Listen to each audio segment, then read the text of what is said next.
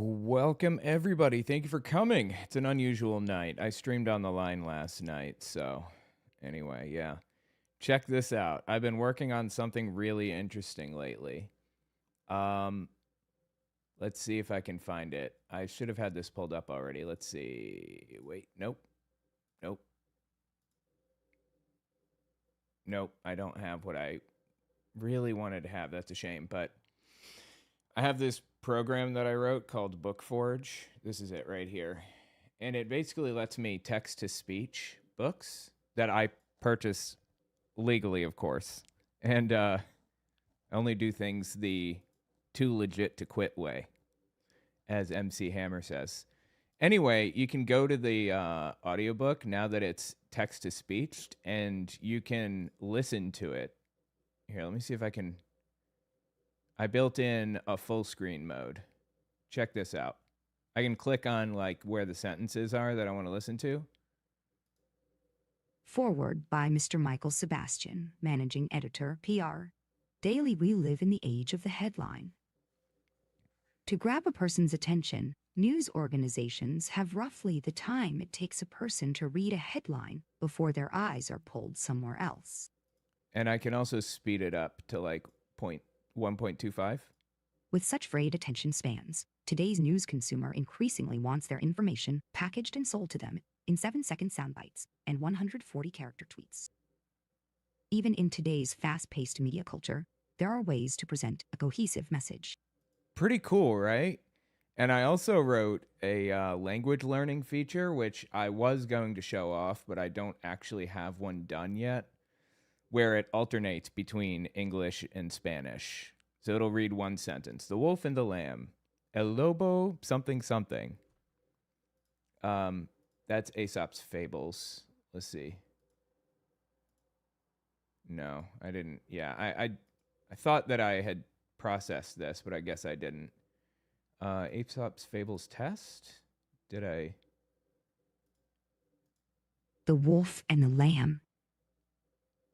A wolf met a lamb who was away from his family. The wolf decided not to attack him right away. Instead, he wanted to find a good reason to explain why he had the right. The wolf said, So, yeah, this one is normal. It's not language learning. I don't have a language learning one for this. I'm very disappointed. I wanted to show that off. But, oh, you know what? I do have one. Hang on. I do. Hang on 1 second. I want to show you guys this. It's really cool. 1 second. Where did I put it? Here it is. All right, check this out. I also made it so that when it assembles into a final file, I can assemble it as an MP4, like a video. This is an actual video file. The wolf and the lamb. El lobo y el cordero. A wolf met a lamb that was alone, away from the other sheep. Un lobo se encontró con un cordero que estaba solo, lejos de las otras ovejas. The wolf decided not to attack him right away. That's pretty cool, right? I think that's awesome. And I can do it with any book, any article online, any newspaper, anything. So I think that's pretty legit. Okay, let's get into it, shall we?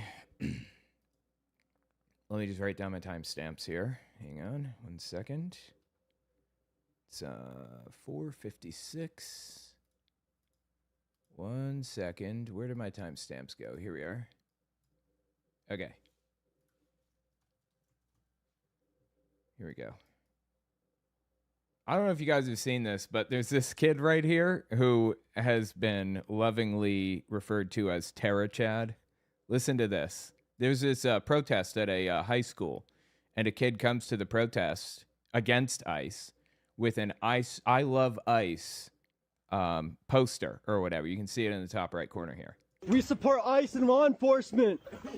I support ICE. That's crazy, bro. I don't know. That's crazy, bro. Because everybody knows that ICE is acting like a monstrous organization right now. I mean, I'm sure I don't have to say it, but this is a really good sign for our democracy. The fact that people walking by him say, "That's crazy, bro." Nobody is standing with him. Nobody agrees with him. Nobody is showing solidarity or any of that. Oh, what's crazy about this? Yeah, I'm going to punch you. You're gonna punch me? Yes. And you're gonna get in trouble for that. Okay. Whoa. Chill out, bro. I stand for my beliefs. Chill out, bro. Chill out, bro, he says. I stand for my beliefs, he says, as he holds a poster board expressing his support for literal Nazis, like actual Hitler-loving, Sieg-heiling Nazis. You know, like Nick Fuentes type of person who says Hitler is really cool. I love Hitler. He supports ICE and what they're doing right now. In fact, his policy positions, Nick Fuentes' positions, have driven a lot of the policy taking place in the White House right now. The shit that this kid is doing, supporting ICE, this is like supporting the Nazis in World War II. Just expressing my opinion, bro. I'm gonna peacefully stand here and support my beliefs. I support ICE and law enforcement. Peacefully fuck yourself. Whoa. Yeah, thank you. Go fuck yourself, right?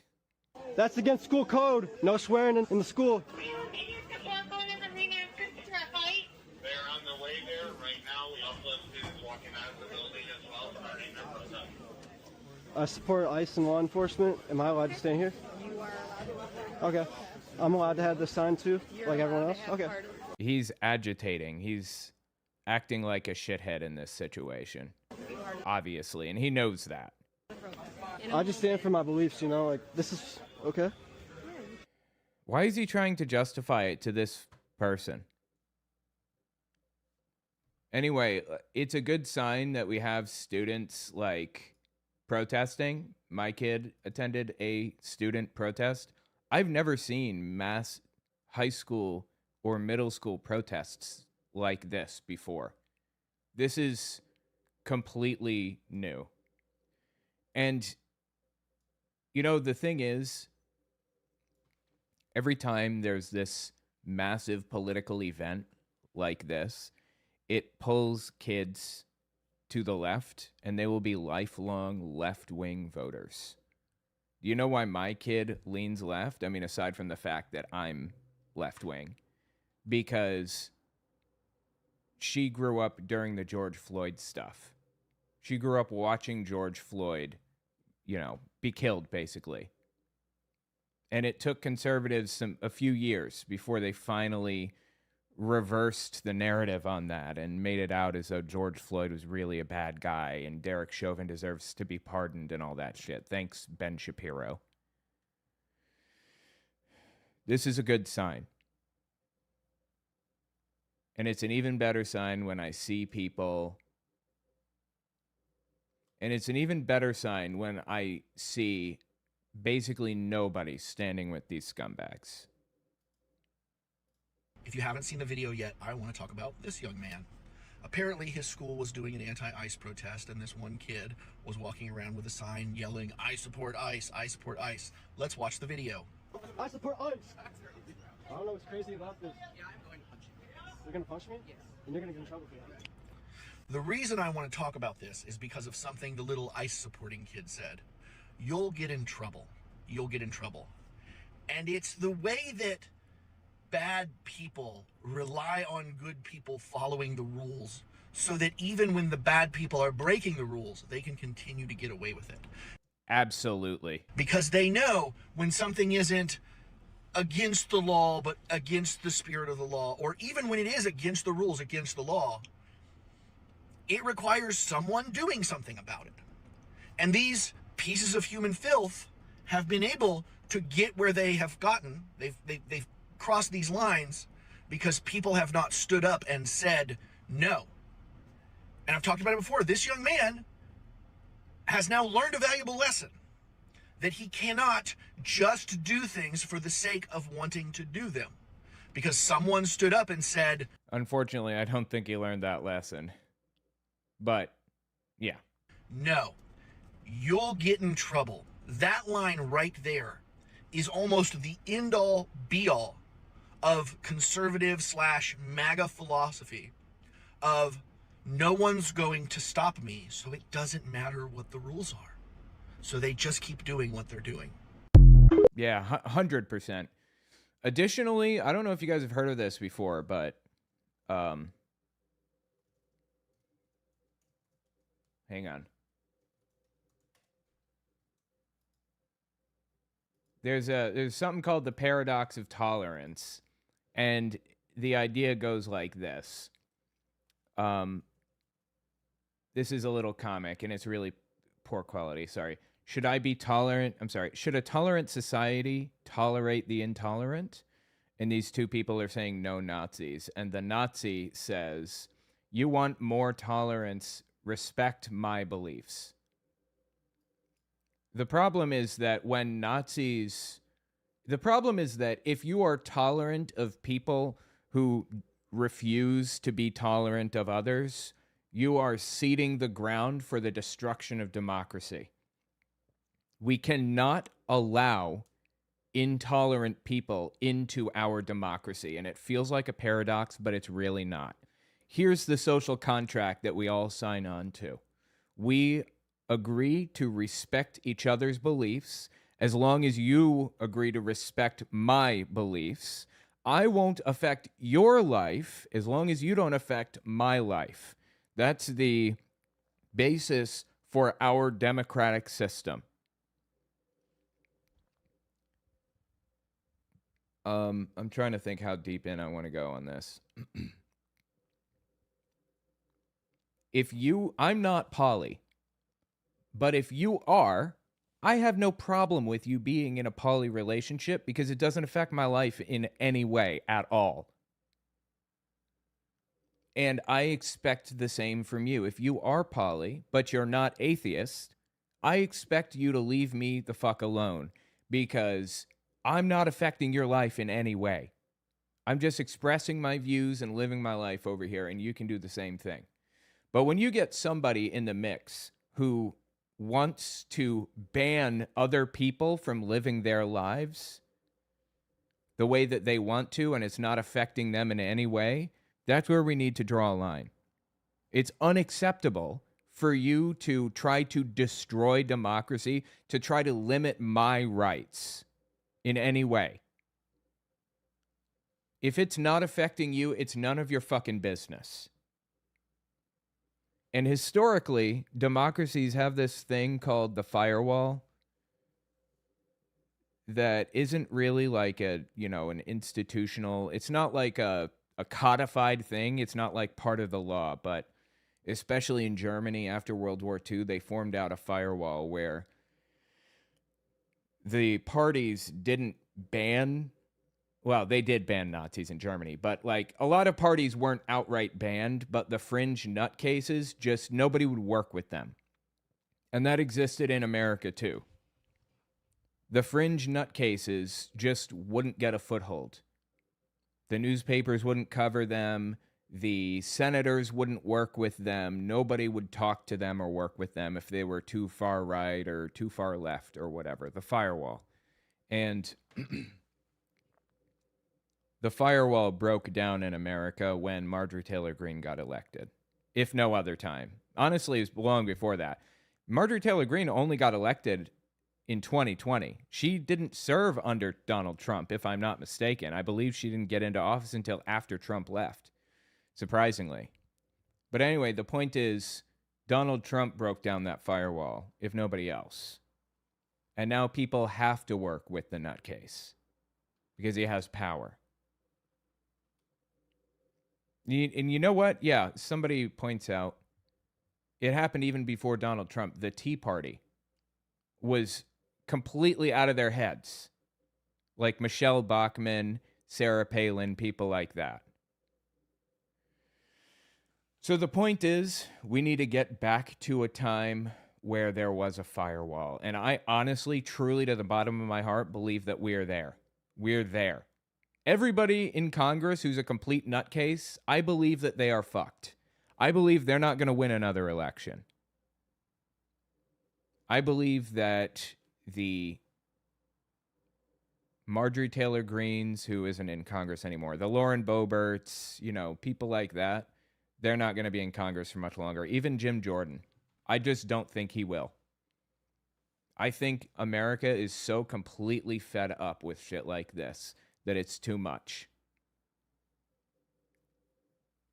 Check. Oh, yeah, and not to mention the fact that, back to the story, ICE has been harassing high school students. I don't know if you've seen that. I'm serious, guys. So we came down here to film. We came down here to film a video about taxes, and now we have stumbled upon a protest. Women and children are separated. No ICE. They're high school students, I believe, protesting ICE. That is so good to see. This was written by Anne Frank January 13th, 1943. It's a public sidewalk. Yet these are the same conditions happening on our streets today. The politicians, lawmakers, and supporters of these acts try and push that our nation must be one We side were. versus another. So they're holding a protest here, and this shithead walks up and starts causing problems for no fucking reason. Why do people do this?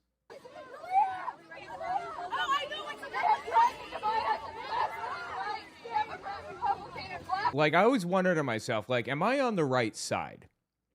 I mean, at the end of the day, I am for gay marriage all the way. I am for,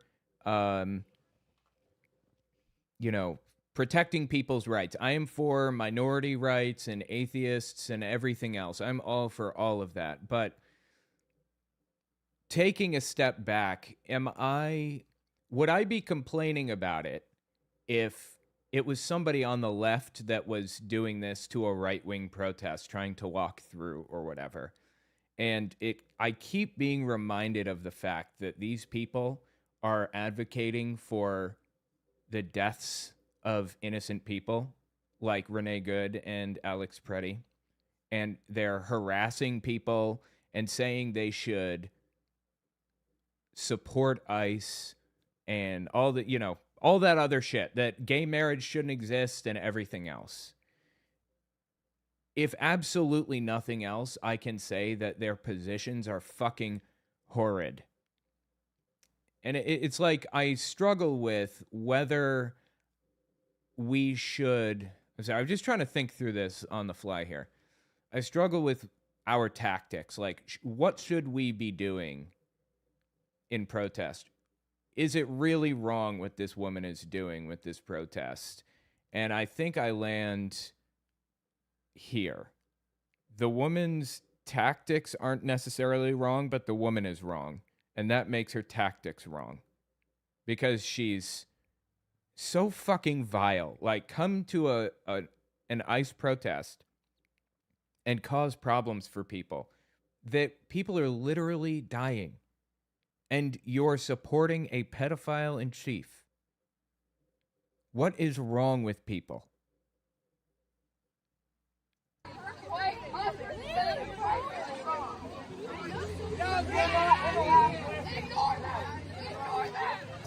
Sasha, I'm behind you, by the way.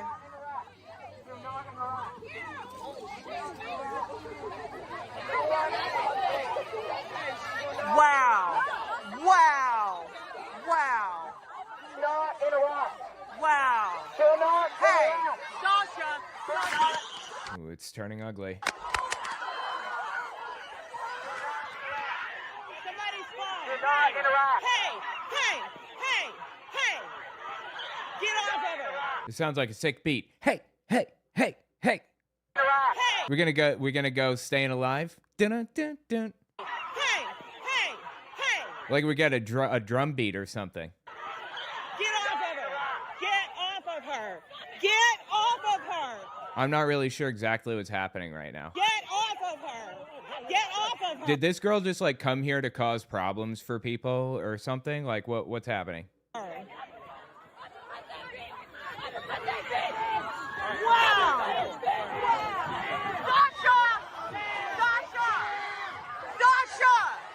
Sasha! Hey, there's the beat.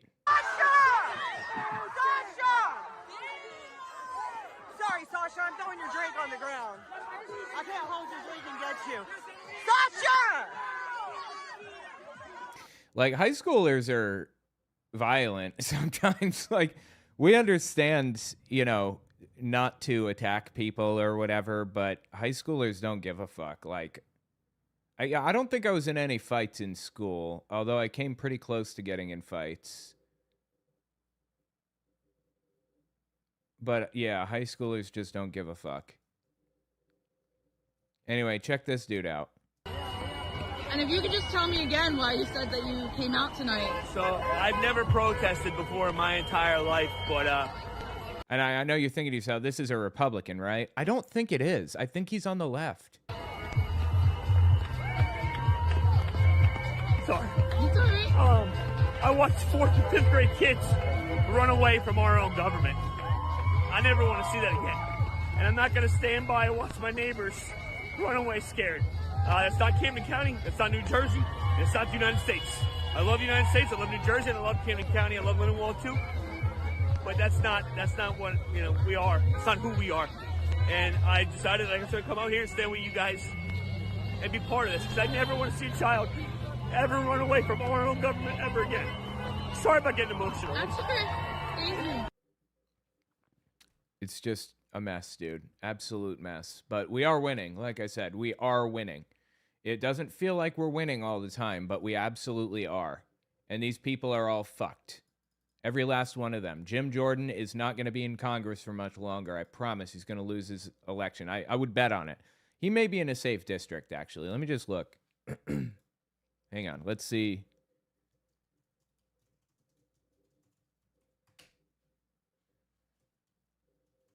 I'm not sure about him specifically, but he's like one of the most evil human beings on planet Earth. Like, Jim Jordan specifically, if you don't know him, he's a congressman from Ohio's 4th Congressional District, and he used to be a gym teacher from, I think, like 1987 to 94 or something, and the wrestling coach that worked with him was abusing children and took advantage of, I think, hundreds of children, and Jim Jordan was aware of it and just didn't say a word. Like, it's literally not possible for him to have not been aware of it with how closely they worked and everything. And people even testified under oath that they told Jim Jordan that this was happening, and he said, I don't want to know about it. The dude went to prison, I think, and then checked out. And the school had to pay out like $60 million or something to victims. Anyway, it looks like Jim Jordan is in a safe district. Plus 18 Republicans, making it the 41st most Republican district nationally. He's won every election since 2006, routinely by wide margins. The district has also been redrawn over time to maximize urban areas and increase rural territory, further solidifying its deep red lean. So he's probably not going anywhere specifically, but we'll see. From a primary perspective, he looks pretty safe too, apparently.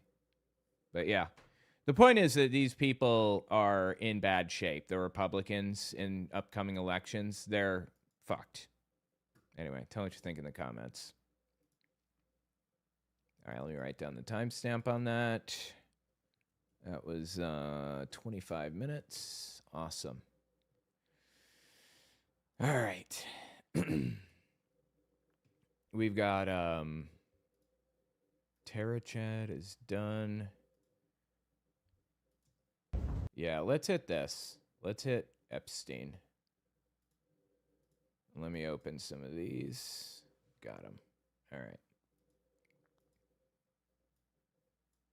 Hold on. Where is it? Oop. Okay, yeah, here we go. So, as we all know, Donald Trump, hang on. As we all know, Donald Trump is, he was best friends with Epstein for many years. Some clips have been resurfacing recently from the 90s. of Donald Trump talking about some questionable stuff. And it just like solidifies in my mind every day more and more that Donald Trump is a pedo and that he was part of the trafficking ring that Epstein ran. Mar-a-Lago has turned into Donald Trump's hideaway for tennis fugitive Monica Seles. Seles mysteriously disappeared after abruptly dropping out of the Wimbledon Championships 10 days ago, only to strangely resurface at Trump's palatial Florida estate. The mega developer reportedly invited the 17-year-old Yugoslav to stay at his home so she could avoid reporters trying to find out why she skipped the tournament. 17 years old, dude. First of all, that's illegal. And second, even if it wasn't illegal, like even if the age of consent was 16, something I've come to realize over the years is that as you get older, 17 and 18-year-olds are indistinguishable from 14-year-olds. Like, they look the same. They look like children. Their faces are very young. And Donald Trump is, what, 50 here? And going after a 17-year-old? I would venture as far as to say, if you are 50 and willing to go for a 17-year-old, you'd be willing to go for a 14-year-old. And if you're willing to go for a 14-year-old, I would take that extra step and say you'd be willing to go for a 10-year-old or even younger. The fact that Donald Trump invited this literal child compared to him to hide in Mar-a-Lago, skip her tournament, she's an athlete, and he helped her skip her tournament at 17. There's just something wrong with this, right?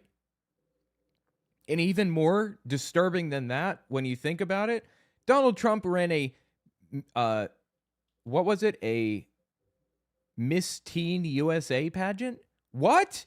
Why the fuck does that exist? A Miss Teen USA pageant.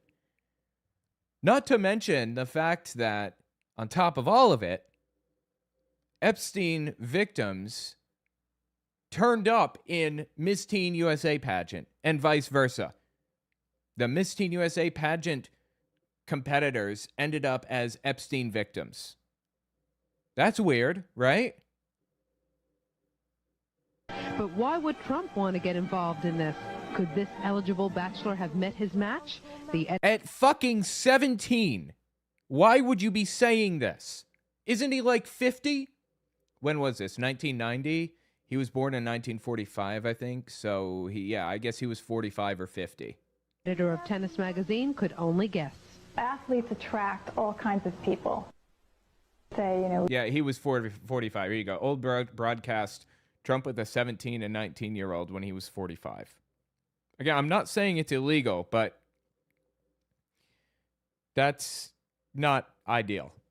We have a term for them called jock sniffers, which the term, people who feel somewhat bigger by hanging around with athletes or celebrities, and I think it doesn't matter what social status you're from. Trump has been known to be a big tennis fan. In fact, he found himself in some trouble last year when he was squiring Argentine tennis star Gabriela Sabatini around his casino in Atlantic City. She was 19 years old, underage. Okay, that doesn't sound like he's a tennis fan. It sounds like he's a predator and looking for young girls to prey on, right?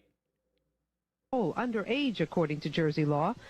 She was underage, according to Jersey law, this girl was. Holy shit, dude. But of course he got out of it because he's a celebrity. And if you're rich, you don't pay the consequences ever in this country, apparently. Underage, according to Jersey law. Trump was served with a fine. While Mr. Trump would not comment on... Served with a fine. He was served with a fine. Check this one out. I mean, I got a whole list of really old clips of Donald Trump, apparently. He seemingly pretty often talked about how he was really into very young girls. I'm just devastated over what's happened. He's been a friend for a long time. A great guy. Was he at your wedding? Great guy. He was at my wedding. And who did he bring to the wedding? Well, I mean, it doesn't surprise me, considering he introduced Melania to Donald Trump, didn't he? I mean, I could be mistaken there, but I'm pretty sure that they met through Epstein. I think the newest document dump shows Melania was one of Epstein's trafficking victims. Again, you're going to want to fact check me on that, but I'm pretty sure that's what it was. This may not be Melania. I'm not sure. I'm just devastated over what's happened. He's been a friend for a long time. A great guy. Was he at your wedding? Great guy. He was at my wedding. And who did he bring to the wedding? 14-year-old, right? Epstein. Why can't they ask a nice, simple business question? I'll get to that. It's irrelevant. It was not Nicole. It was not Nicole. Who was it? How old was she is my question. Donald Trump knew that Epstein was trafficking young girls, of course. We know that he knew that because he wrote that effectively in a video, or in a, I think a New York Times piece in 2003. He said he likes them young, likes them on the younger side. We've spoken to a number of sources who saw Donald Trump at the parties. This is resurfaced BBC clip. Witnesses call Trump a predator at the 80s and 90s parties, surrounded by models as young as 14 years old. Why the fuck are there 14-year-old models, by the way? Most paint a similar picture. Just describe to us the way Donald Trump behaved at these parties. I mean, this guy was, it was like a predator in action. I went to the washroom, and I was going in, and a girl was coming out, and she kind of looked at me, and I go, "Have you talked to that Trump guy?" And she goes, "Yeah." As I was walking by, he's like trying to grab my ass. We do know that he was having sex with them. How do you know that? Because the next day or days after, we'd hear about it. He'd brag about it to his friends, and it would get around that he scored. You know, maybe 1 or 2 girls at a time, which is what he loved to do. There's no evidence that Donald Trump slept with underage girls. But what's... That's not true. We do have evidence of that now, actually. But maybe they didn't at the time. I don't know. There's evidence in the form of a court case named, complainant named Katie Johnson, who accused Donald Trump of doing some really horrifying stuff. We'll just leave it at that. Most shocking is the age of some of the models at the parties.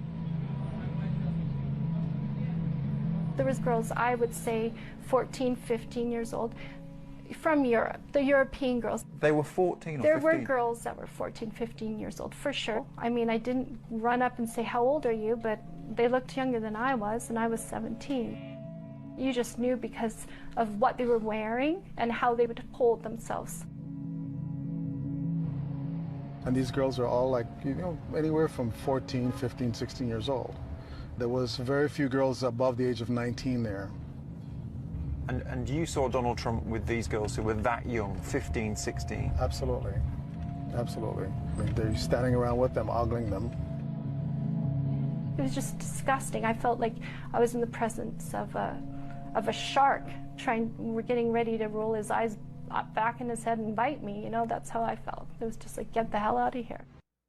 Yeah, people are fucking disgusting and vile and evil. And not to mention this clip right here. I'm just... Hold on, let me find it. Second. Okay, so... Where is it? Hold on. Senator... No. I don't... That was it. Well, there's... Senator... You know what? Let me pull this one up, too. So why not? There's one more video I'm well, looking for. The Hold on. Betty... The hell? Where's... Here it is. There's this one.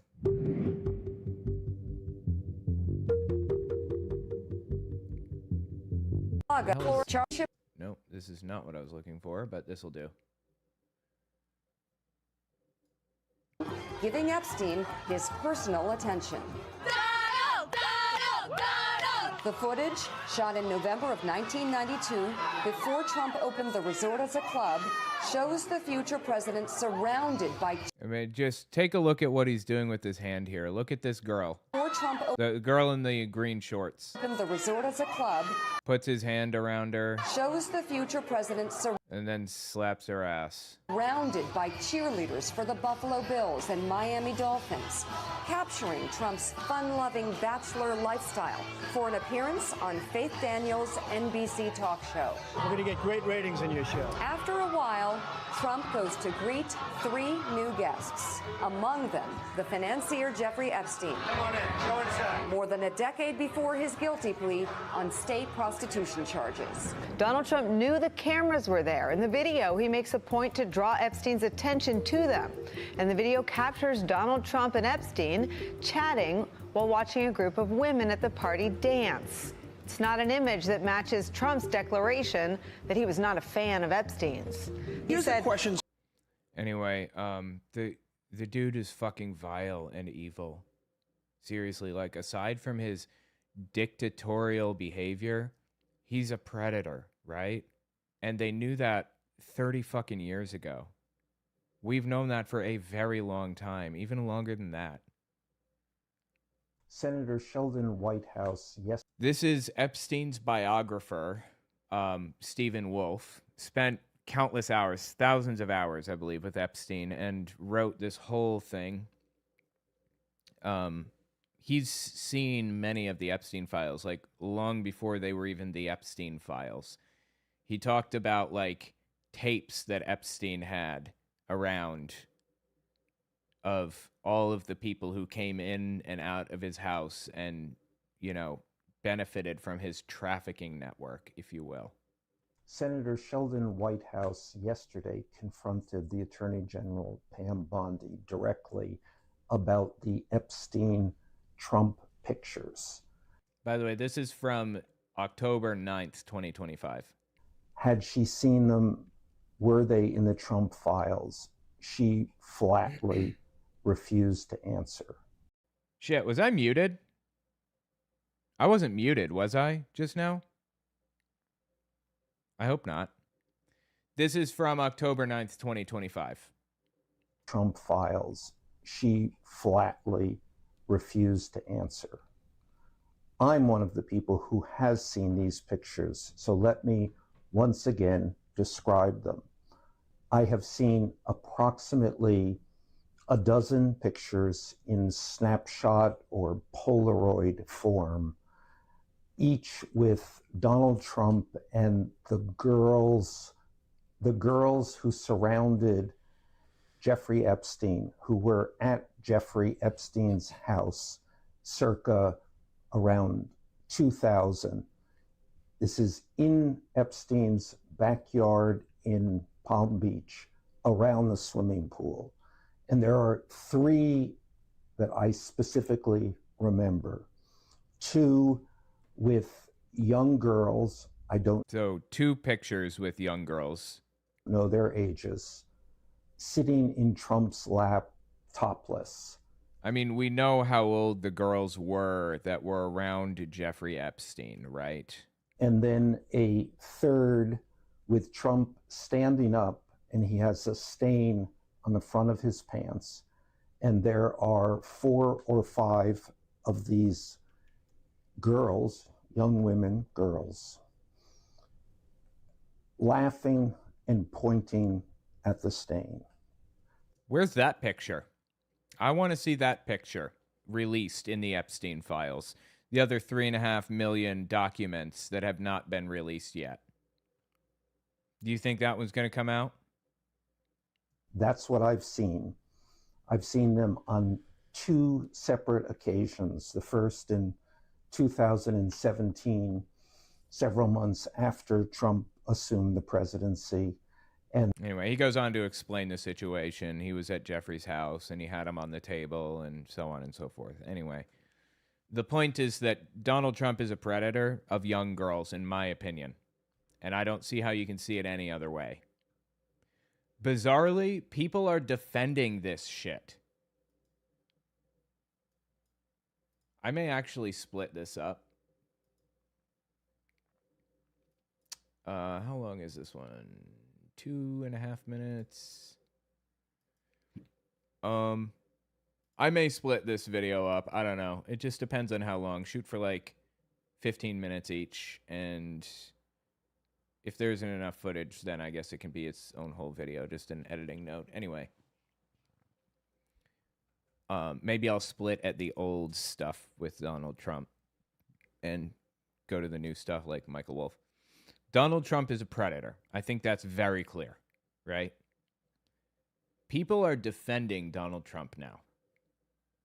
Like, they're defending predators. Listen to Nick Fuentes, white nationalist, neo-Nazi, talk about Epstein here.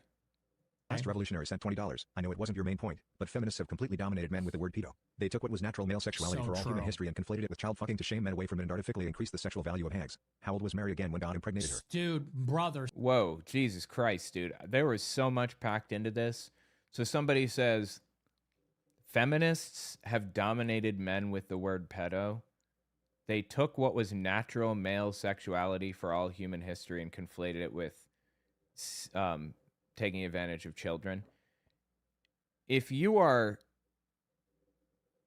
say, 25, 30, 50, like Donald Trump, we'll say 50 or 60, like Epstein, and you are taking advantage of a 14-year-old, I'm sorry. What else do you want to describe that as? Is that not exactly what he said here? So true. Taking advantage of children? And how old was Mary when God impregnated her? Yeah, she was 12 to 14. Absolutely. That's not good, okay? You're not winning an argument with this. You're making the Bible look even worse than it already does. So true. That is so absolutely true. And listen, you niggas are not ready for that conversation. Sorry, he's like that.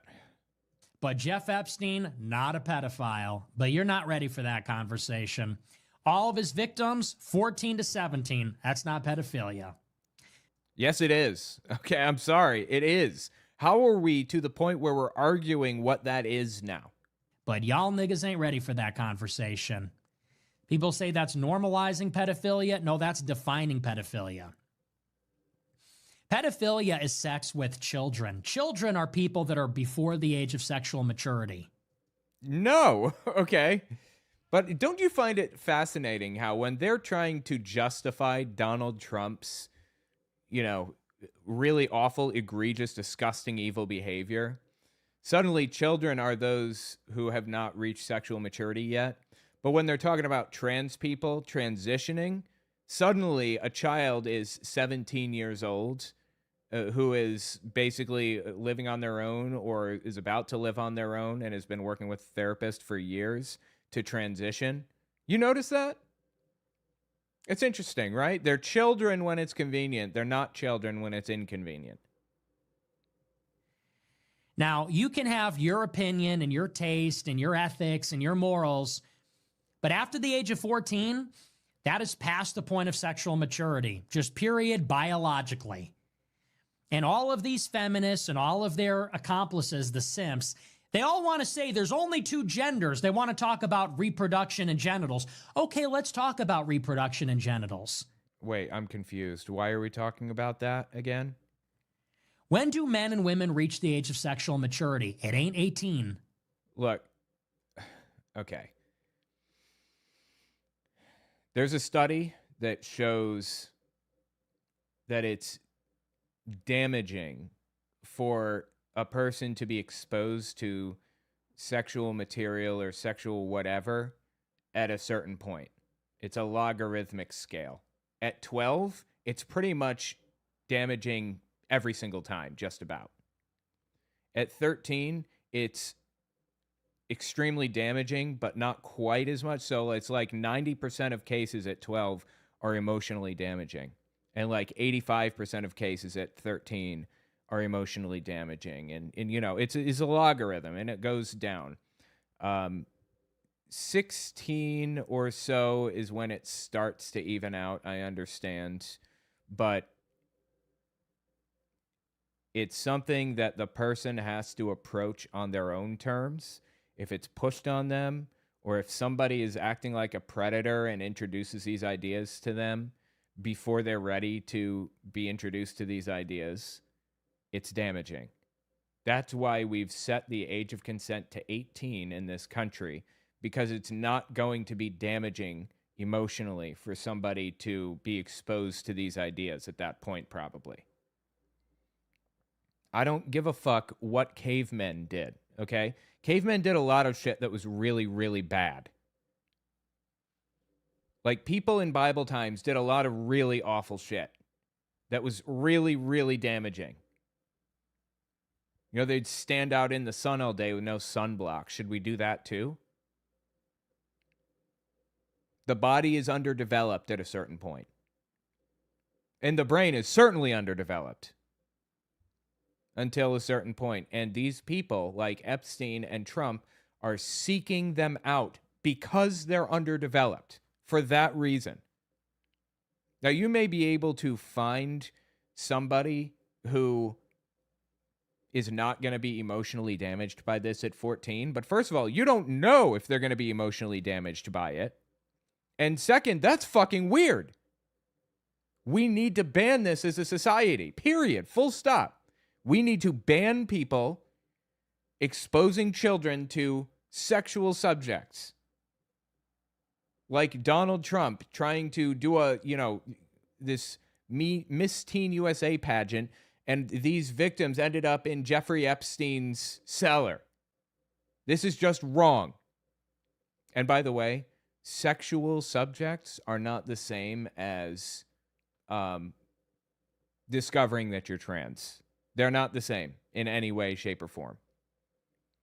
And also, kids are going to approach these subjects on their own terms, and that's okay. Pushing it on children, like Donald Trump trying to get with a 13-year-old, that's fucking wrong and damaging. But a 13-year-old learning about their own bodies or learning about these subjects because they're curious, that's not damaging. People should be able to do things on their own terms, and predators are trying to push themselves on children and blame everybody in society for their wrongdoing. It isn't 20. I've seen women say a 20-year-old girl is a literal child. No, sorry. Okay, first of all, who the fuck said that? Second, some of them do look like literal children. Like, you're making up this fictitious scenario and pretending that's what the left is saying or something. I've seen women say a 20-year-old girl is a literal child. No, sorry, she's not even a figurative child, let alone a literal child. Do you know what canon law in the Catholic Church says? It says the minimum age to get married is 14 for women, 16 for men. And that's good? That's the canon law of the Catholic Church. Bro, you're making me hate Catholicism even more, believe it or not, if that was even possible. So, you want to pull rank on me with morality? I would take you there. And by the way, that's how it was for thousands and thousands and thousands of years. Do you know when age of consent became a thing? Like 30 years ago. You know why? No, it isn't like 30 years ago. But do you know why we have age of consent? It's damaging to children to be taken advantage of, to be exposed to these subjects. It's damaging to them, emotionally damaging. It's not okay to do this. And the fact that they're justifying it blows my fucking mind. We are now at the it's okay to fuck kids stage of society. That is a second wave feminist artifact. But you people are not ready for that. Because ultimately, feminism is the matrix. And that is how women have browbeaten men with this, pedo, rapist, misogynist, all these words. These don't apply? What word do you think applies? To prop up women's rights. That's ultimately what it's about. It's about women completing high school and going to college. That's what it is. Oh, please, dude. And, like I said, I don't have a legal problem with somebody who gets with an 18-year-old at 45 years old. But a moral problem, I mean, it's weird, right? Like, look at Leonardo DiCaprio. I think he's a plenty fine, nice person. But every girl he's ever dated has been between the ages of, I think, 18 and 25. And then he breaks up with them at 25. That's kind of fucking weird, right? Nothing illegal about that. It's just weird. What is Nick Fuentes trying to do here? He's trying to erase that weird line. He's trying to make it feel normal that people want to sleep with those that are significantly younger than them, like 18 to 45 years old. And if you had any doubts about how vile and evil and fucking disgusting and wrong this is, listen to Senator Loomis, Republican from Wyoming, describe what she felt after seeing the Epstein files. I've not been one of the members who has glommed onto this as an issue. Glommed on to Epstein as an issue, okay. I've sort of intentionally deferred to others to find out about it. That's how you represent your district. But 9-year-old victims, that's... All over the world, Moscow was just saying, too, it was sort of like a real global network that... Yeah, 9-year-old victims. 9. So that whole bit that Nick Fuentes went through just now was complete bullshit. And he knew it was. He read the Epstein files.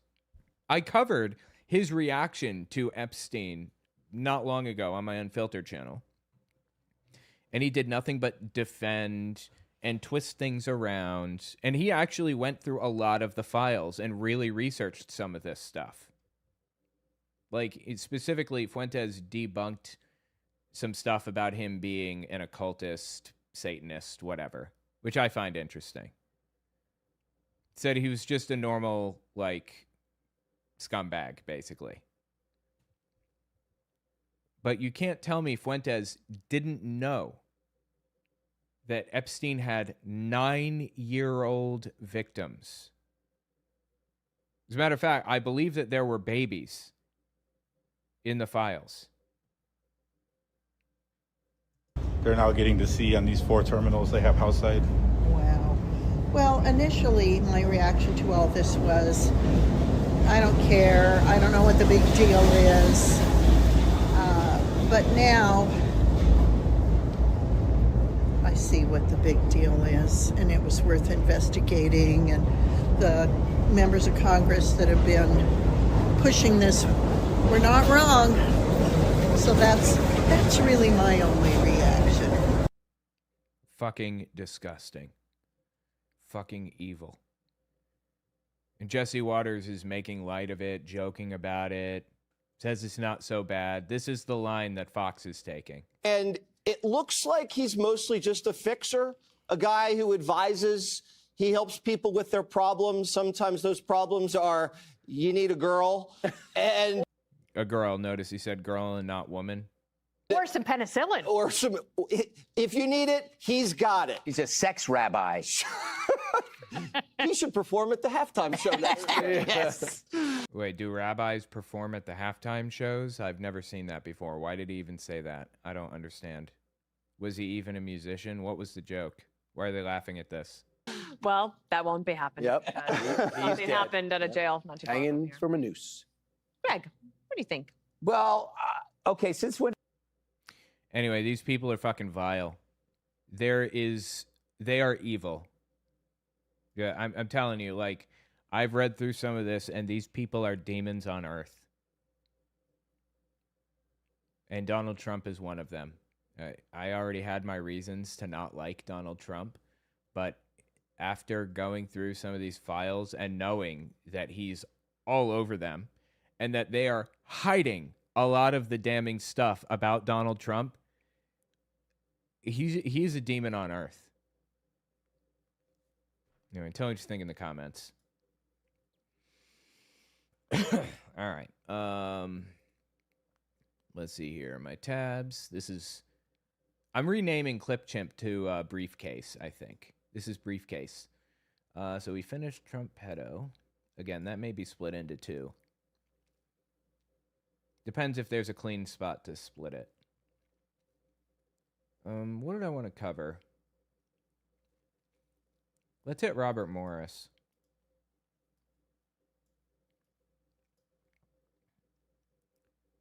As it turns out, all right, let me think about how to start this. Wait a minute. I'm sorry, hold on. Let me just... It didn't open all of my clips that I needed. Where did they go? Open. There we are. There's this guy named Robert Morris. He's Trump's spiritual advisor. And he was actually arrested a while back for, you guessed it, taking advantage of children. Listen to this. Mind has logged everything you've ever done, everything you've ever said, and everything that's ever been said to you, and everything you've ever seen or experienced. Your mind has it. Now, he's a televangelist. Oh, you're thinking, where is it? Because I can't remember it. It's in your subconscious. Have you ever said, oh, what's her name? It's on the tip of my tongue. It's not on the tip of your tongue. It's expression. It's in your subconscious. And it's there because it'll come to you a lot of times right before you go to sleep. Cindy, it just comes out. Robert Morris is the founder and senior pastor at Gateway Church in Southlake. A woman has come forward. Cindy Clemenshire, the accuser, she says that the abuse first happened on Christmas Day in 1982. So he was giving an illustration. Things or people you remember in the middle of the night. And he said, Cindy, which is the name of the victim that he took advantage of. What an absolutely fucking vile human being. Believe it or not, he went to prison for this. He's out now, if I'm not mistaken. He was only in for like 18 months or something like that. We'll read more about his case in a second, but just keep listening. I want to give you a foundation of who Trump's spiritual advisor is. She was just 12 years old. She says that abuse continued until she was 16. Fucking 12 years old, dude. Years old. That is just the root of all evil. It wasn't money. It was televangelists all along. Thank you, Jesus, for the man who once led one of the largest congregations in America. Oh, by the way, yeah, you know what? Before we watch the next one, check. This is him being arrested.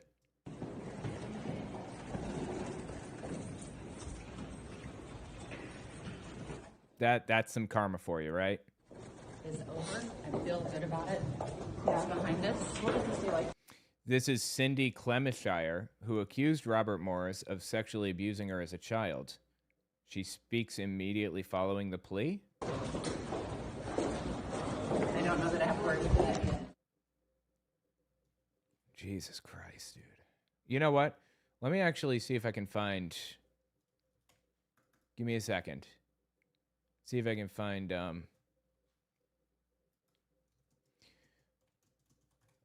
Cindy Clemenshire. Let me see if I can find a video of her talking.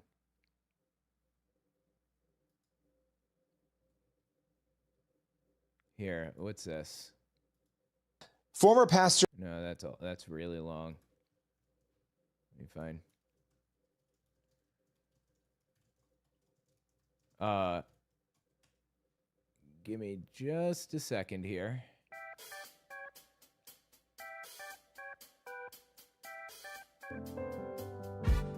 It's kind of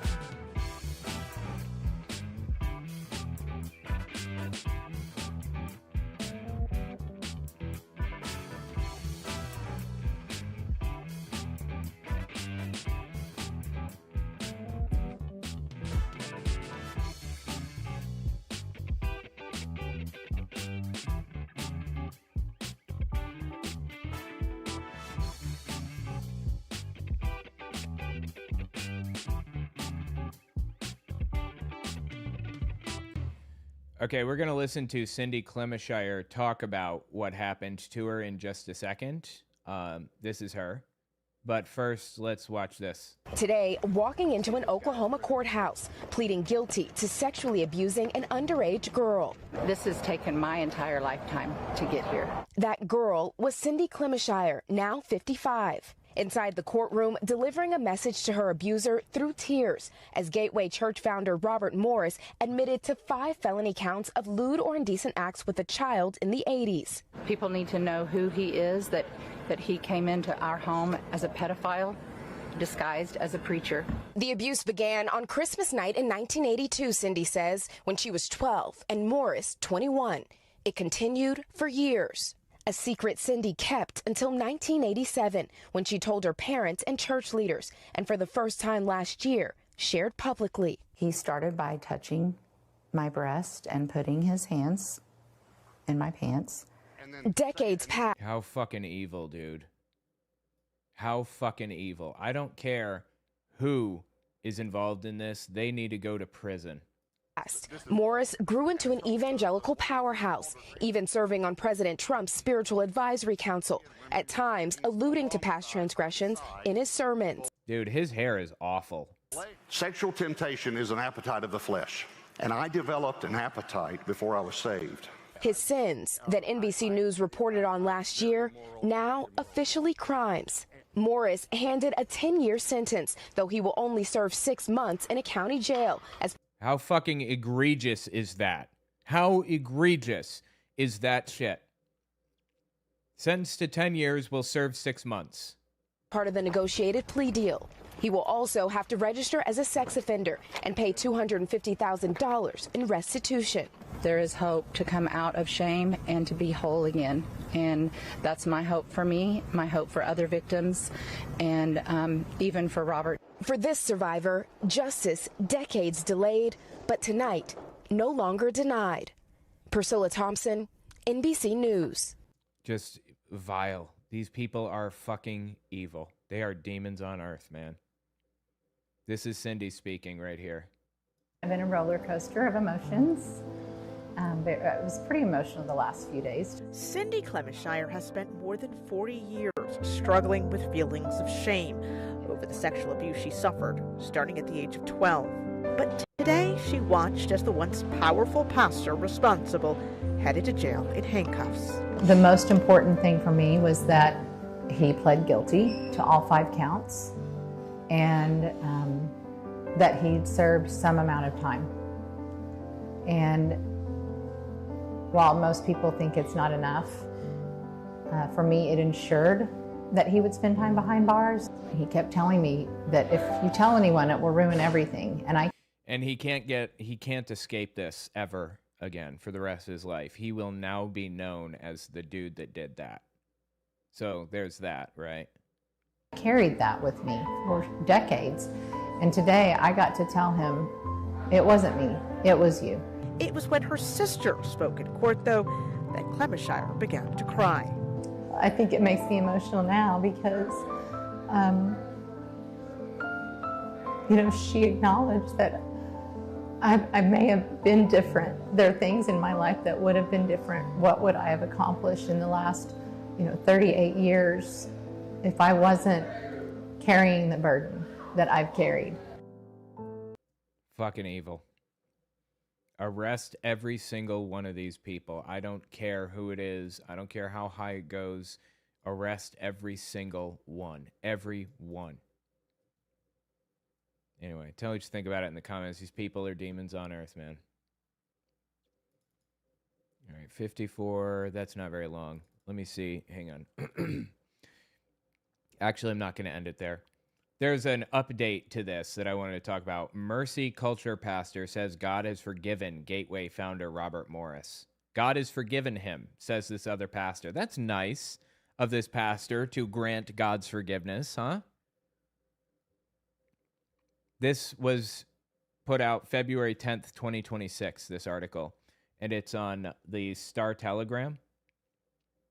Pastor of Mercy Culture Church said he told Gateway Church founder and convicted child sex offender Robert Morris that God has forgiven him.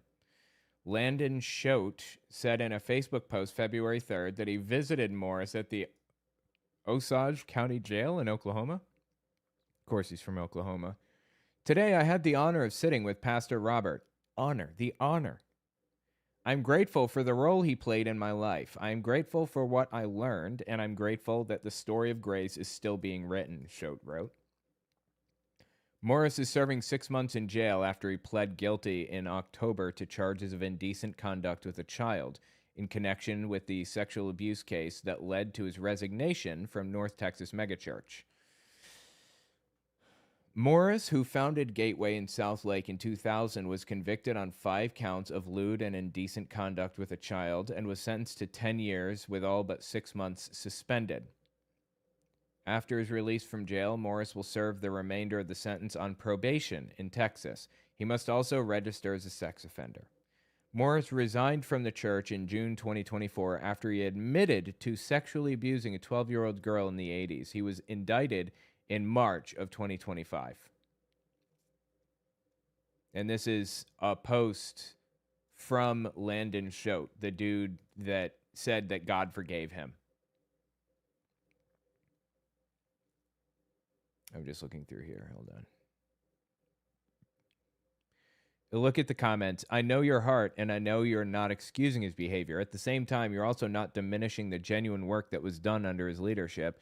Many people can say they came to faith or grew spiritually while serving under leaders who later proved to be deeply flawed or committed serious sins. Wow, this person is very obviously completely looking past this person that took advantage of children. What?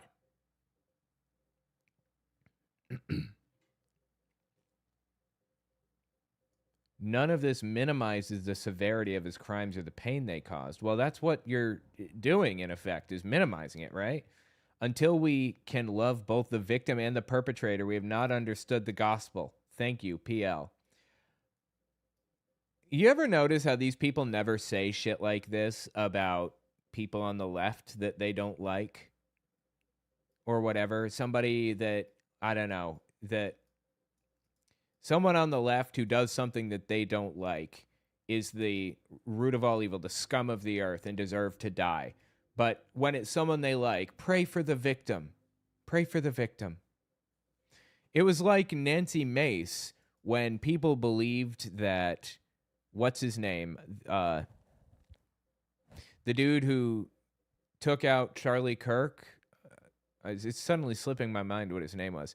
She at first believed he was a leftist, and then she believed he was a Republican.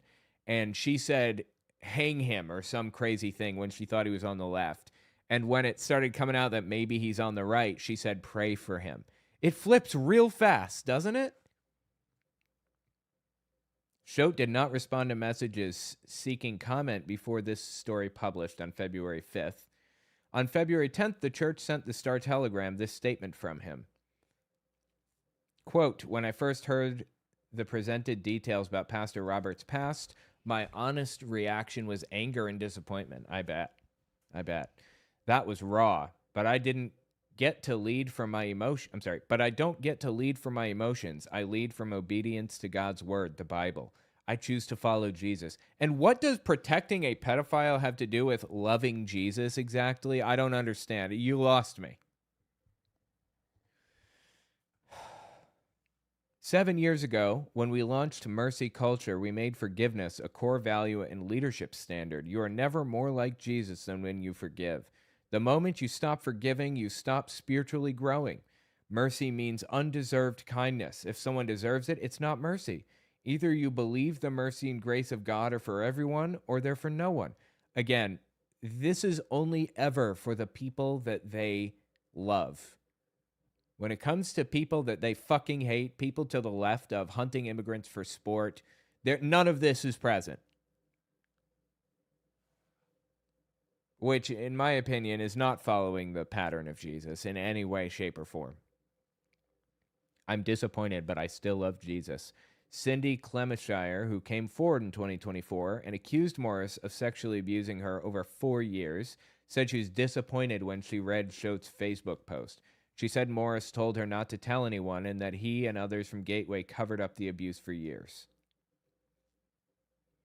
I just don't understand why he would even make a public announcement, she said. It just seems self-serving. I know we're called to forgive, to restore and all of that, but I don't see the fruit of it. Good point. Why the fuck is he announcing? You know why? Because he wants to rehabilitate this guy's reputation. He can forgive the guy, even though it's not his fucking place to forgive him, even though it would be Cindy's place if she chose to forgive him.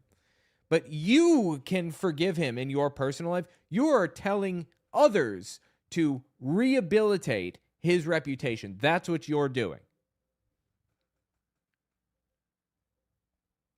We know what the scripture says. If anyone harms any of my little ones, it's better to have a millstone around their neck and thrown into the sea, Clemishire said, referring to a verse in the Bible, Matthew 18:6. I'm disappointed, but I still love Jesus, she said. After Morris pleaded guilty in October, Clemishire read her victim's statement in court. Today, justice has finally been served, and the man who manipulated, groomed, and abused me as a 12-year-old innocent girl is finally going to be behind bars, Clemishire said. I hope that people understand the only way to stop CSA is to speak up when it happens or is suspected. Meanwhile, Schote wrote that Morris mentored him before he started Mercy Culture Church in Fort Worth, and that he spent a year as an intern at Gateway. He added that Morris will be released from jail in early April, the week of Easter and Passover. Watch. Trump is going to rehabilitate, or Trump's orbit are going to rehabilitate Robert Morris and his reputation. Wait and see. Put money on it. Anyway, tell me what you think in the comments. These people are evil. All right, 12. That's much better. Okay, good. We got... Do you guys hear that Erika Kirk was grooming a 15-year-old? Speaking of grooming. I don't know if it's true, so you're going to want to take it with a grain of salt, but this may not be its own video. Maybe it'll be a short. I don't know. But, hold on. Where is it? Where did I put it? Clear Robert Morris. Here. Here we go. Erika Kirk, what were you doing with this little girl? Because why is a grown woman texting a 15-year-old, your eyes, your lips, your skin? It gets worse. Erika was 25 at the time, and this girl was a sophomore in high school. Yes, it's the right Erika. Give me a sex. Wow, sex too, but not from you. I don't bat for the other team just yet. Again, this is a 15-year-old. No I don't bat for the other team just yet. alcohol, you don't want to look bloated. No alcohol? Really, Erika? Age recognition, you twat waffle. You don't say. Here's Erika telling this 15-year-old she wants to touch her butt for Valentine's Day. Here, the girl says that Erika is her mentor. After all her posts with her mentor, Erika Kirk, she then starts posting about an Uncle Jeff who wants her to work at his friend's marina. She says, meeting my uncle in 2012 is one of the best things that ever happened to me. He starts giving her money, paying for vacation, taking her friends out on boats, sending weird texts, acting like he wants to date her. Here's a weird one. Uncle Jeff has a crush on my friend. Now, maybe that Uncle Jeff is a coincidence. I don't know. But regardless, we want answers, Erika, because what the fuck is this? That's weird, right? That's weird. I don't know what the hell is going on. But there's something disturbing about this, like deeply, horrifyingly disturbing and weird. Good news, my mom stopped being anti-vax. Fantastic news. I'm glad to hear that. Thank you for the super chat. Miracle, this is why religion needs to end. Love you to your family and the feline overlords. Hail Bass. Thank you. I appreciate it. Absolutely. 42 months is nuts. Common Sense Rebel, welcome. Thank you for being a member. Love your work. Would love to collaborate sometime and following you for a long time. Interesting. Okay. Here, let's see. Common Sense Rebel. Common Sense Rebel. I'll pull it up. I'll take a look at your stuff. I assume you're on YouTube. Awesome. All right. Well, take a look. Thank you. All right. Let's see. Tabs. I can't. I feel like I can't verify this Erika Kirk stuff, so I'm just gonna hold off on talking about it. Actually, but yeah. What the hell happened? OMFG. All right. Now, let me pull up the twit real fast and look for one thing. It was,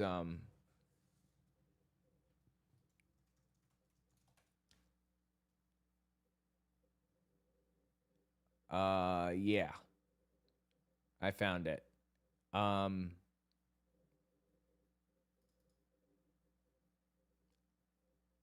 Latest.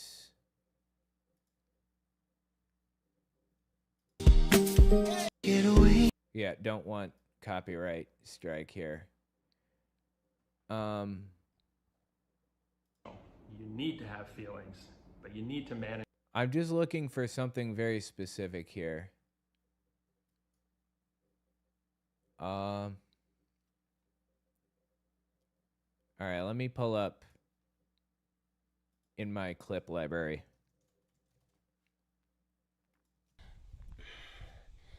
I'm strong. Alpha. You don't fucking do. Yeah, okay. This is good. This is good. All right, blow this up and then pull up this. Awesome. All right.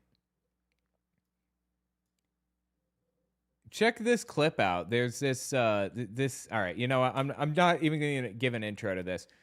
Check this out. Listen to what this dude said. And you just said you're a descendant of King Solomon. I named myself king once I found that out. And then I grew my beard, and I realized I have his wisdom. It was passed down. I felt something for a very long time. Well, So he says he says that he's a descendant of King Solomon.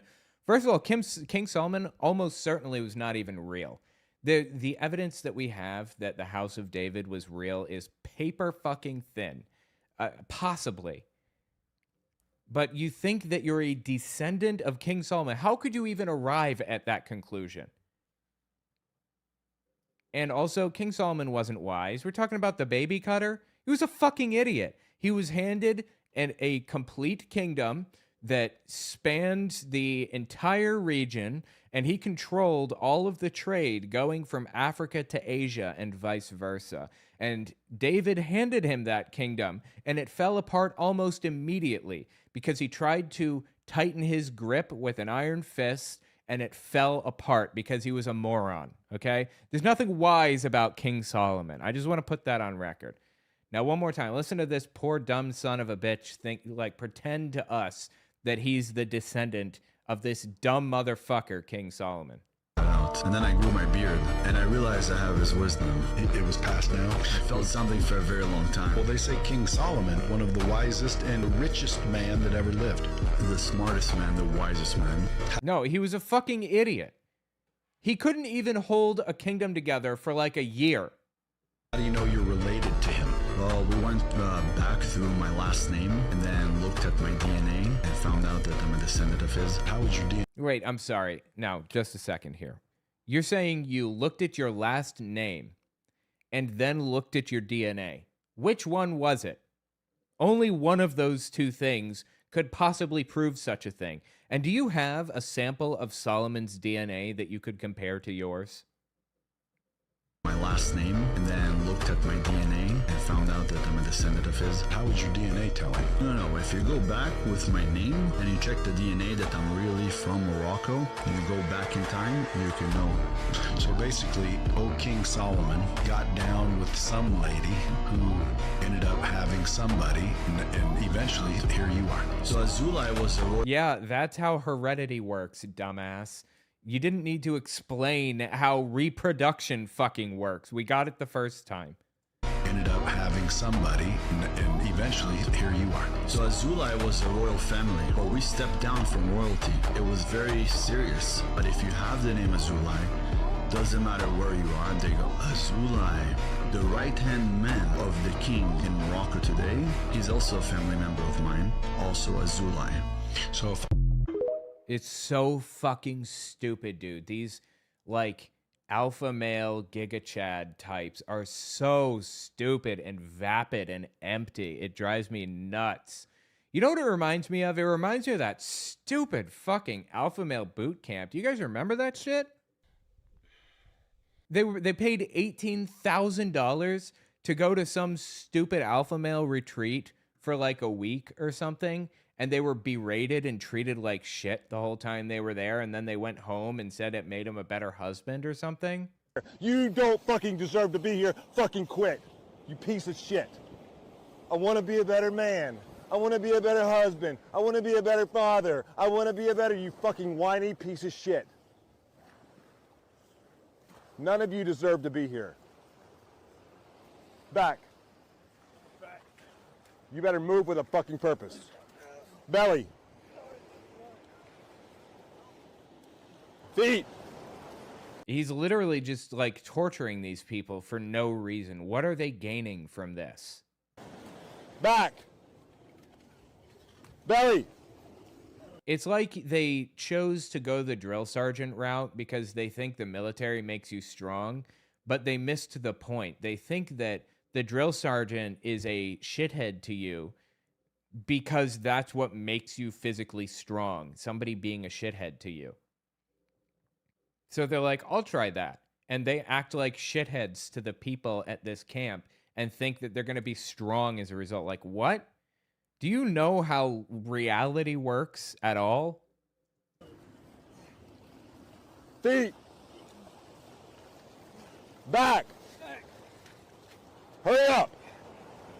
Belly. Feet. Back.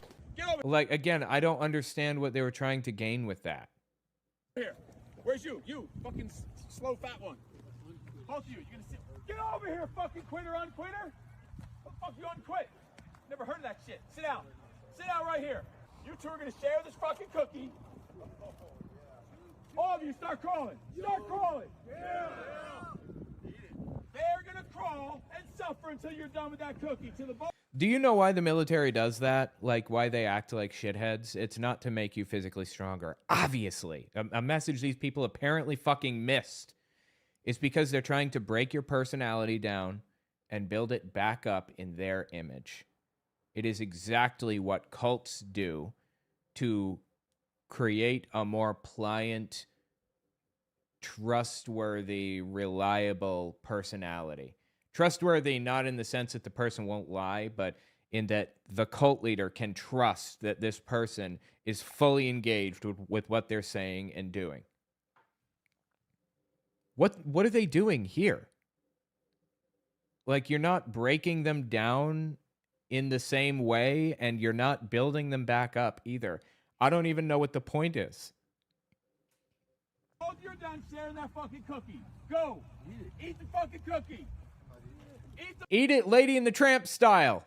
So you want them to suffer until you finish the fucking cookie. Cool. Yeah, just sit there. Just sit there. Eat the fucking cookie.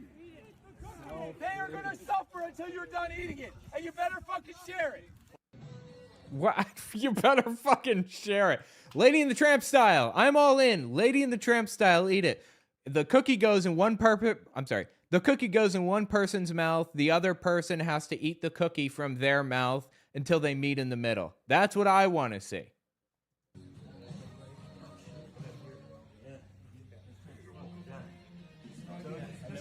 This is the most straightest thing ever. This makes you super ultra straight when you come out of this whole $18,000 alpha male boot camp. You don't have any gay feelings whatsoever at all. Something like that. Yeah, something like that. Yeah, some things are weird. Yeah. There is absolutely nothing gay about this. Nothing.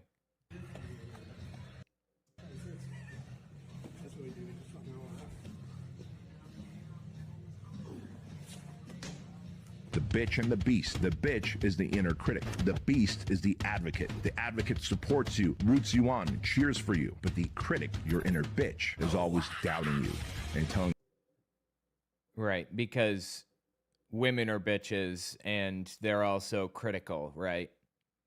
But the beast, the man, is an advocate and a good guy. I mean, misogyny is built right into the language that they use. Nothing gay, just two dudes on top of each other, right? You that you can't and that you've done enough and to set lower goals and oh God, please don't give me a copyright strike. Doubting you and telling you that you can't and that you've done enough and to set lower goals and expectations of yourself. When I go into the gym every morning, I go to war with my body, I go to war with the weights, I go to war with my mindset, with that bitch voice in my head that says, put the weights down, you've done enough sets and reps. And I know you're like, damn, bro, that sounds intense. Yes, be intense.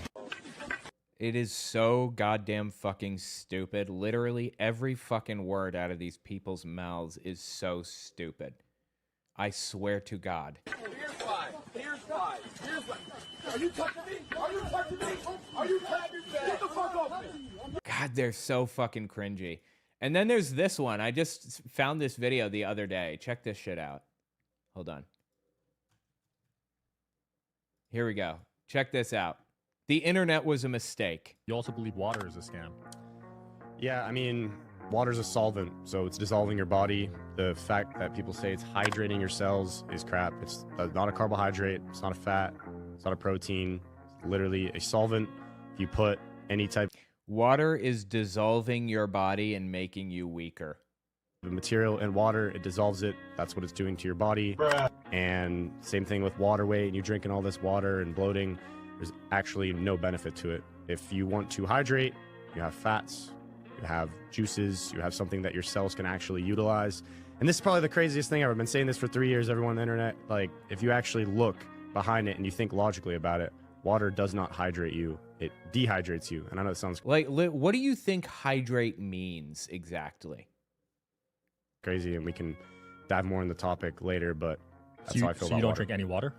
For the most part, no, I don't really need to. Maybe I'll have a sip here and there. Maybe, I mean, water is in... That's your weakness. That's your weakness coming out. You know what this reminds me of? It reminds me of breatharians. Do you remember that? There was somebody who claimed that if you reach a certain spiritual level, you don't have to eat food. You only breathe air to survive. And they did this thing on TV. It was like 11 days or something where they didn't eat. But they got so weak. It was their own personal weakness. What's the word I'm looking for? They broke down. They caved. And they ate food. They're not spiritually strong enough to get there yet. It is so fucking stupid, dude. We got rid of lead in gasoline. How are these people where they are today? They weren't alive when there was lead in the gasoline. Did their house have paint chips, like lead paint chips? What? Raw meat. When you cook meat, what happens? Steam comes off of it. Right. So that's H2O right there. That's hydration going into your body if you eat raw meat. But if you're eating... Wait, no, you're not supposed to take in hydration, right? I thought you were saying that... God, it's so stupid. I thought you're saying that you shouldn't be taking in water.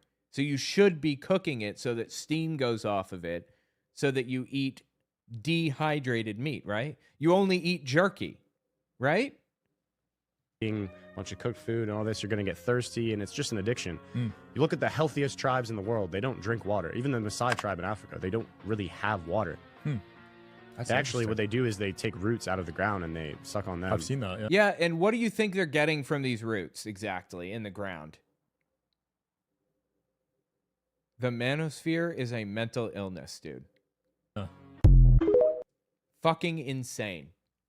Somebody said I should look up Andrew Tate talking about sparkling water. Let's see. Let me see what I can find. Only water I drink is sparkling water, because sparkling water is for rich people. Okay, here we go. Check. Somebody said I should look up Andrew Tate talking about sparkling water. Let's check this out. See what he says here. Non-carbonated water. Sorry, hold on. Only water I drink is sparkling water, because sparkling water is for rich people. And I'll tell you why. You can get non-carbonated water, still water, from the fucking tap. The government gives you that shit, effectively for free.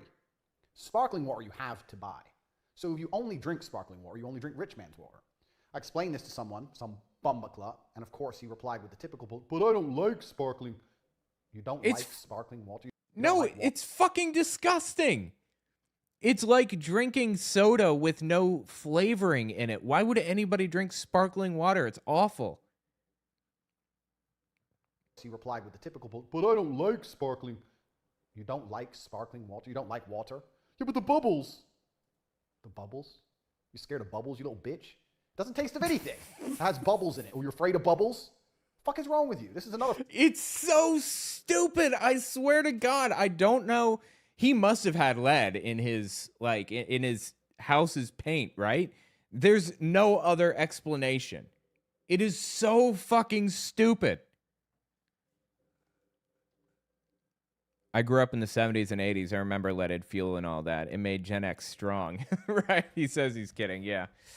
I just don't know how we got here with so many incredibly unintelligent, uninformed, dumb as dog shit people on planet Earth. Full-grown man. Fucking some other bitch. Just told you about how to fucking, I can't go through my life without getting angry. I've got to meet people, business associates, etc. I go there, one dude orders sushi. Some other dude's scared of bubbles. Like, if a waiter comes over and goes, "What water for the table?" Wait, is sushi gay? I like sushi. Does that make me gay? Do I like men now that I like sushi as well? Sparkling, please. I obviously answer because I'm the fucking boss. And then some little fucking bitch, can I have a still? The fuck, just drink the water on the table. You're a fucking man. You're gonna start making the waiter run back and forth and change water orders because you can't handle bubbles? Pussy ass dudes. You should only drink sparkling water anyways because it's what aristocrats like myself drink. The lord of all beasts of the land and fishes of the sea. We drink sparkling water, and you should want to be like me because I'm a better person than you. So in every single possible tiny way you can emulate the great Andrew Tate, you should be doing the same things. Don't order sushi, drink sparkling water. But even if you are such a bitch, you won't choose sparkling water. When it's given to you, just fucking drink it. If I see a man, if you ever meet a man who's afraid of sparkling water, know this. He's certainly afraid of combat. He's certainly... Not liking sparkling water makes you afraid of combat? afraid of getting punched in the mouth. He's afraid of a fucking carbonated bubble. Little pussy-ass dude.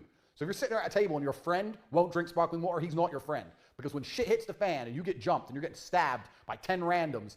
Wait, what? Why the fuck am I getting jumped and or stabbed by 10 people? When would I find myself in that situation? I don't understand. He ain't jumping in front of knives to save your ass like a good friend should if he's scared of fucking bubbles in his water. Anyone who drinks still water is excommunicated. Boy, we better not have any sparkling water around. Or better yet, you know what? Throw some sparkling water on the combatants who are coming at you with knives. And as we know, if they're combatants like that, then they're bitches, right? So they'll be afraid of the sparkling water. Permanently. And for your safety, I strongly suggest you do the same. Get all your friends around, call every friend you have right now, all of them. Invite them over for a party. When they all turn up, pour out sparkling water. Pour it all out. Pour it out. Say, everyone, let's have a glass of water together. Water can't hurt anybody. We're all probably dehydrated anyway. What's the worst water can do? Everyone, let's have Do you have a dehydration problem? a nice glass of water, and everyone's going to drink it. And when you see that one dude, oh, there's bubbles. Never speak to him again. Only water. That is so goddamn fucking weird, dude. The manosphere is a mental illness. Jesus Christ. Anyway, I told you to think about it in the comments. These people are just embarrassing. They're so embarrassing. I don't think they even realize how embarrassing they are. Every single day, they get more embarrassing. Hold on. How long is this one? Oh, yeah. One more. This is the boot camp, the alpha male boot camp again. And I believe that this guy on the right starts crying into the chest of the guy on the left. I'm strong. Move forward. Move forward. Move forward. I'm a man. Forward. I am. Move I am a man. I am a man. I am a man. I am a man. He's yelling, "I am a man," over and over again. Oh my God.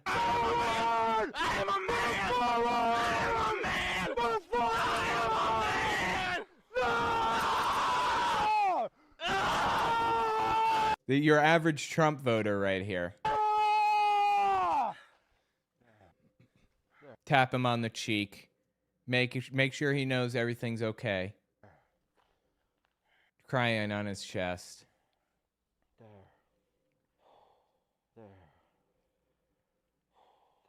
He is overrun with the emotion because he allowed himself to let go and assert himself.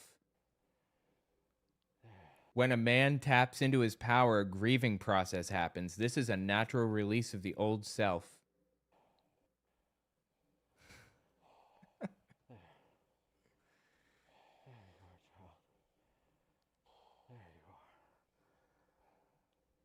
Dude's whispering into his ear. This is so ridiculous. Are you next? Registration for the Unbreakable Man experience. It's so stupid, dude. Oh my God. These people need help, seriously, like real professional help. And instead of paying for professional help, like, I don't know, $90 a week for therapy, they're paying $18,000 to make their problems worse and cry into some random dude's chest and listen to pseudo-psychology. What the fuck? Anyway, tell me what you think in the comments. Oh, God. Insane. Alpha male boot camp. Let's see. 112 to 136. Good timing. Good timing. All right. Let's see my tabs. Finished the boot camp.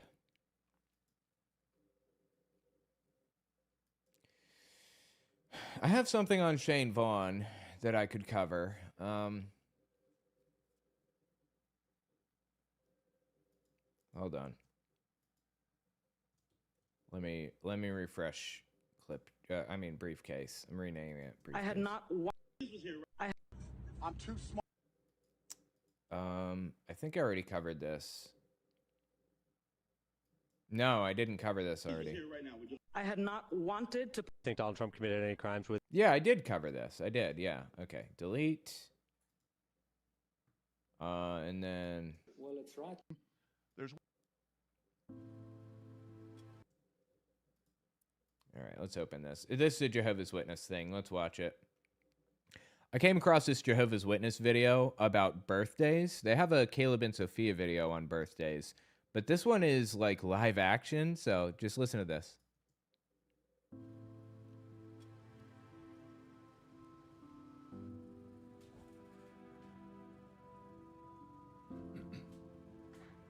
Hey, buddy. How was school? That's my dad, Grayson, and my older brother, Dylan. Exposition much? Hey, bro, we're gonna play ball. You wanna come? No thanks. So I'll give you a spoiler. He's unhappy because there's a kid at school who has cancer and who has a birthday coming up, and he wasn't allowed to sign the card or wish him happy birthday or anything else. That's fucking sad. Is he okay? He normally loves to talk about school. He didn't want to talk about school today. It wasn't my worst day at school, but pretty close. It all started first thing this morning. Everyone was signing a birthday card for one of our classmates, Lucas. He just got home from being at the hospital for cancer treatments.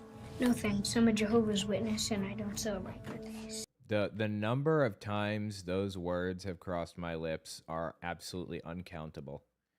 I used to say that shit constantly. And honestly, like, the teachers in school would completely respect it and support it. Like, much to my dismay. They would walk up to me and they'd say, hey, we're about to do a Jesus thing, or not a Jesus thing. They'd say, we're about to, hold a birthday party. Do you want to, like, go sit in the hall? I would have to go sit in the hall. That shit sucks. A complete outcast. But they're going to portray it very differently than reality here, as you'll see. What?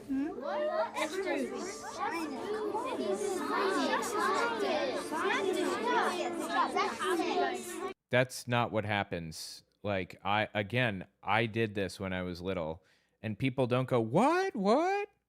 They might ask you why, but they really don't want to hear it. I'm talking like 5th grade. This happened a lot.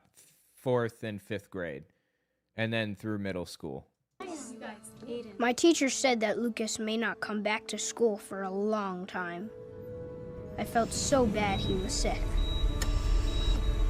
Well, at least they didn't kill this kid off in this video. They like to do that.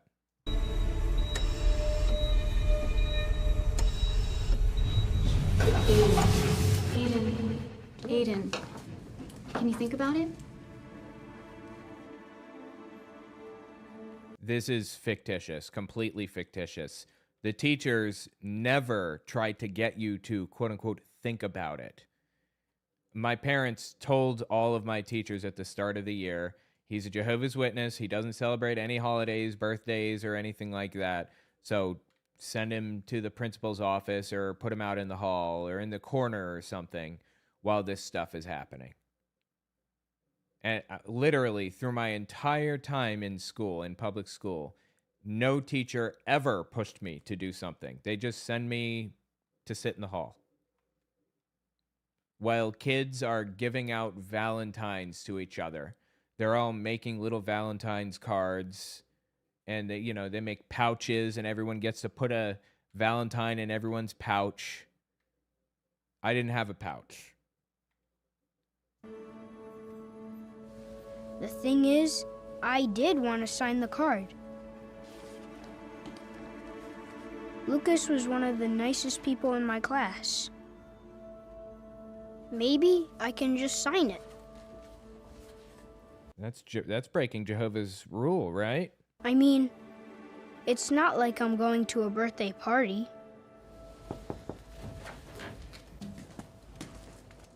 Hey, little man. How you doing? Yeah?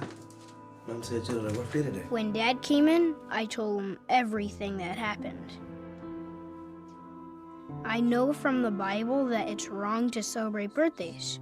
Please don't tell me they're going to have the kid throw the card away. Please don't have him throw it away. Oh my God. That's the type of shit Jehovah's Witnesses would do. Absolutely. But it has demons attached to it, right?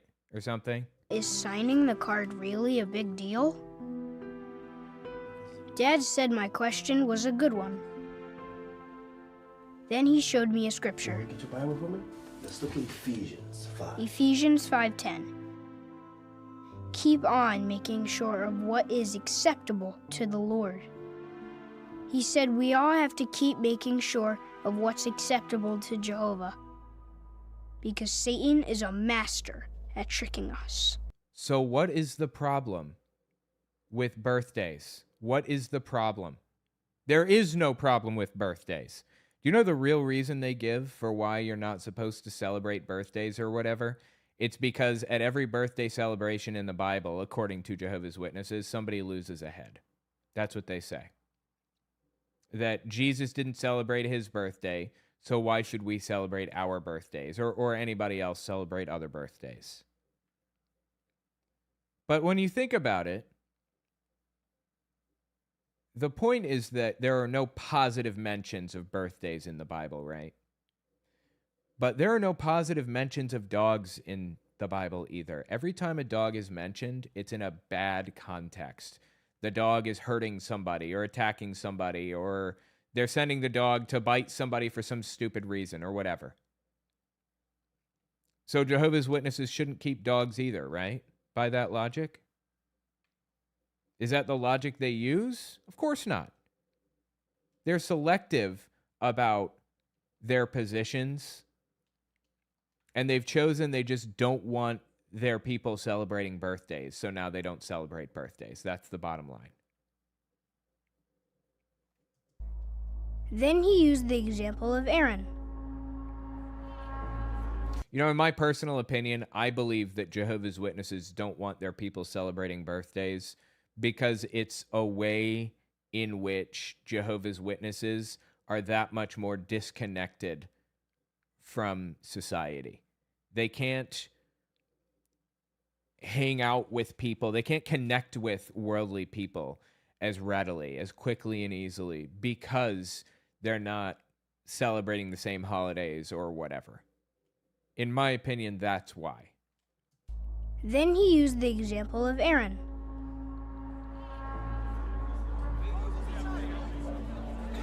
The Israelites asked Aaron to make them a god.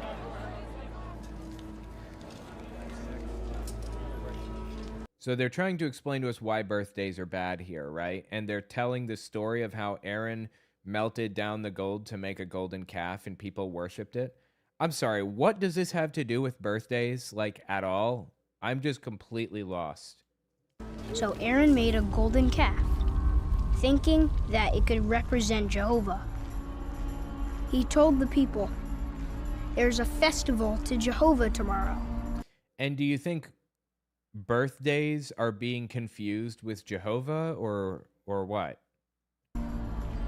But true worship was being mixed with false worship. And Jehovah was not happy. And many were punished. That example helped me a lot. So they slipped it in there, if you noticed. They said regular celebration was being mixed with false worship. That's what it's about, false worship. They're saying birthday celebrations often contain pagan rituals, when that's complete fucking nonsense. And even if it were true, just don't do those pagan rituals. Whatever they would happen to be, like singing happy birthday or something is a pagan ritual. They're trying to separate their people from everybody else because they don't want their people connecting with others. They want it to be difficult for children to connect with non-Jehovah's Witnesses, and they succeed in making that difficult. Talking from personal experience. I know birthdays are wrong because the Bible teaches that they are not approved by Jehovah. No, it doesn't teach that in any way. But we don't want to be confused like Aaron and try to mix true and false worship. All right, let's go talk to Mom. We want to make Jehovah happy. So Dad said it's always good to ask. So is he going to give the card back is the question, or did they throw it away? In my house, we would have thrown it away. How would Jehovah feel if I do this? I still didn't sign the card, but I'm going to do something else for Lucas.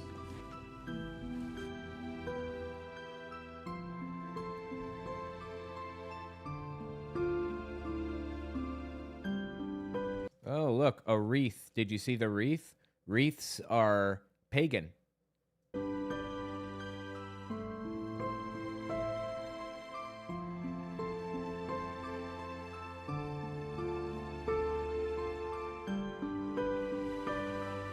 Can I go see Lucas? Yeah, go ahead, buddy. He's right over there.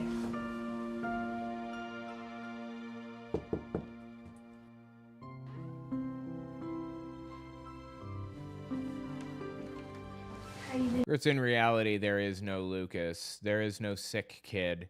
In reality, these two kids are both Jehovah's Witnesses who are part of the governing body's, special acting envoy or whatever you would call it.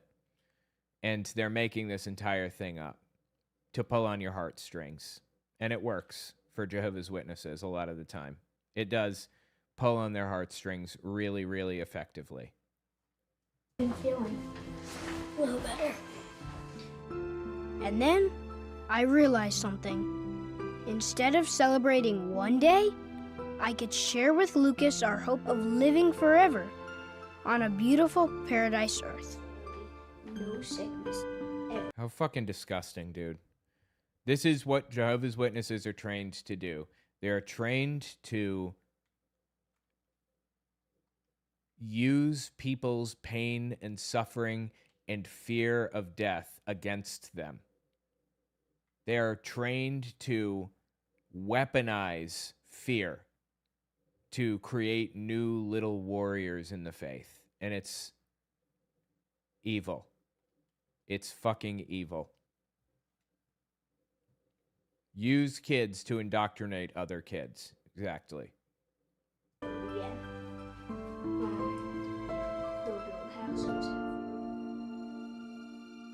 Disgusting, dude. Jehovah's Witnesses, the governing body, I mean, like the leadership, the writing department, and the people that filmed this and everything, fucking vile. They don't even realize, like, how seriously disgusting this is, this video. In fact, I can tell you from personal experience, they believe they're doing the right thing. But what they're doing is wrong. Anyway, I told you to think about it in the comments. It's just sad. All right, let me see. That was birthdays. Timer was 1:36 to 1:50. I had another Jehovah's Witness video that I wanted to, let's see here. Yeah. There's been a lot of talk about there's been a lot of talk about people taking advantage of children lately with the Epstein files and everything going on.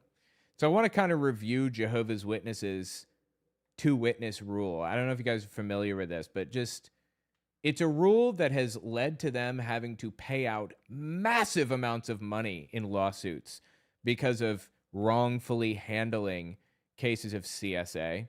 Listen to Stephen Lett defend this egregious policy where you must have two witnesses to the crime before you can report it to the police. And actually, Jehovah's Witnesses, like if someone is taking advantage of a child, they don't report it to the police. Historically, that's why they've paid out hundreds of millions in child abuse lawsuits, because they instructed their people not to report it to the police specifically. But not only will they not report it to the police, they won't even listen to somebody talk about it. They refuse to investigate to any degree. And if they do investigate, the worst that happens is the person gets disfellowshipped. They're not reported to the police. Again, things are changing a little bit now, but listen to them defend this egregious policy. This is Stephen Lett, a governing body member. There's one researcher in an article recently in the Chicago Tribune. Here's what he said in this regard. He said, "It is too easy to convict an innocent person. The rate of wrongful convictions in the United States is estimated to be somewhere between 2 and 10%. That may sound low, but when applied to an estimated prison population of 2.3 million, the numbers become staggering. Can there really be 46,000 to 230,000 innocent people locked away? Those of us who are involved in exoneration work firmly believe so." So let me tell you what happened with Jehovah's Witnesses and why they had to pay out hundreds of millions of dollars to victims of their incompetence.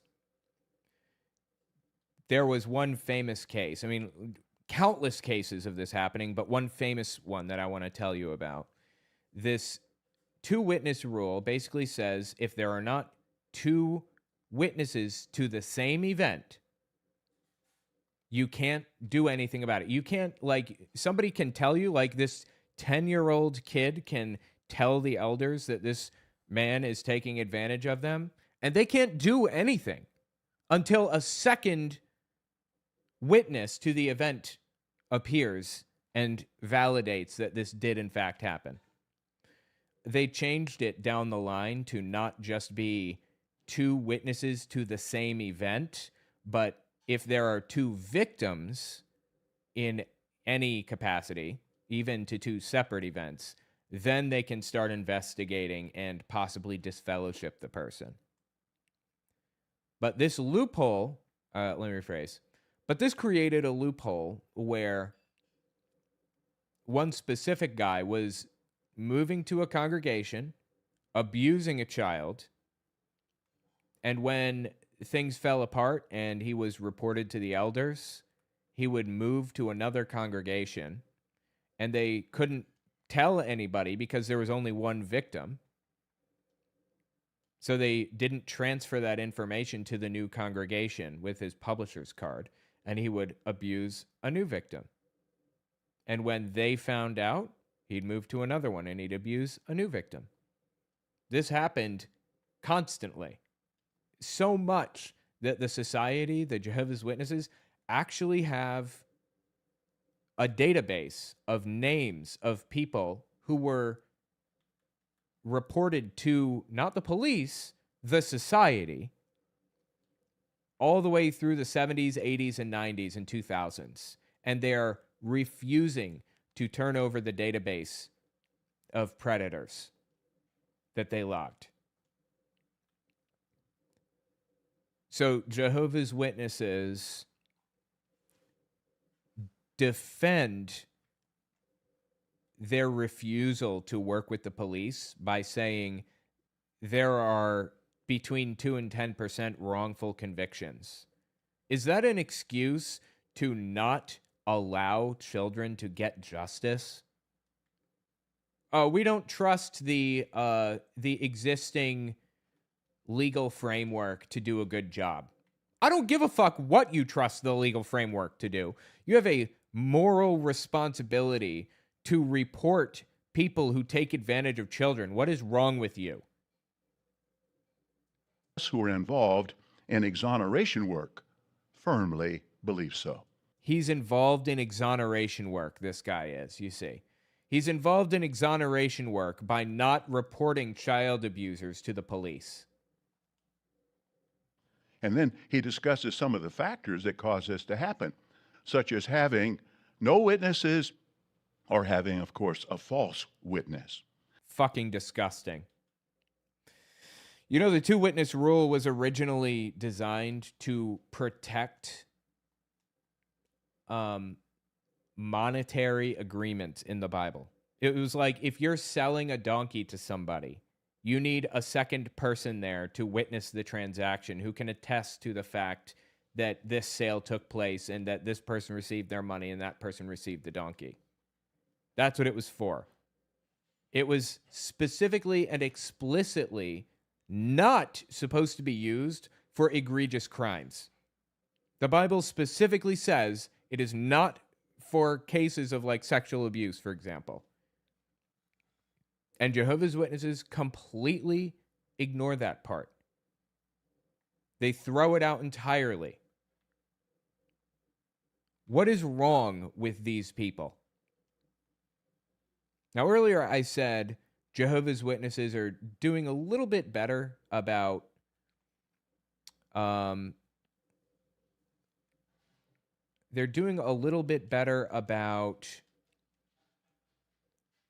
reporting requirements and things like that. They tell people, instead of telling people you may not report this to the police, they say, as an elder, in the elder's manual, they say, you have no obligation to report this to the police, and the parents will not face any religious consequences if they choose to take it to the police. If they want to take it to the police, they can.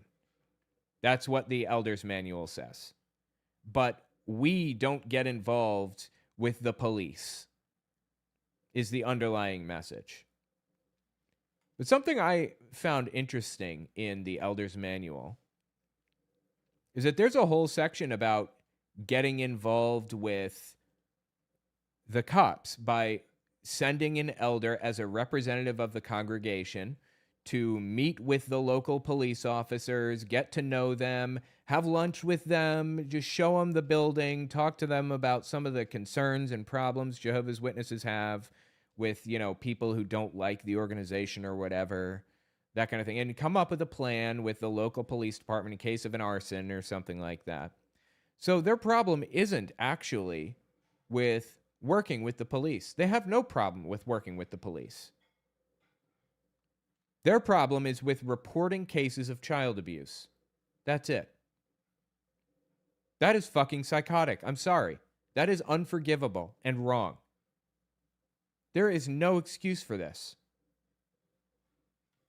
Well, Jehovah's wise two-witness principle greatly minimized wrong convictions among his ancient people, and it greatly minimizes erroneous decisions among his people today. And this policy has actually led to some really bad PR for Jehovah's Witnesses. Check this out. This is the Attorney General of Pennsylvania, Michelle Henry, in 2023 announcing charges in Jehovah's Witnesses CSA case. We're good? Well, good morning, everyone.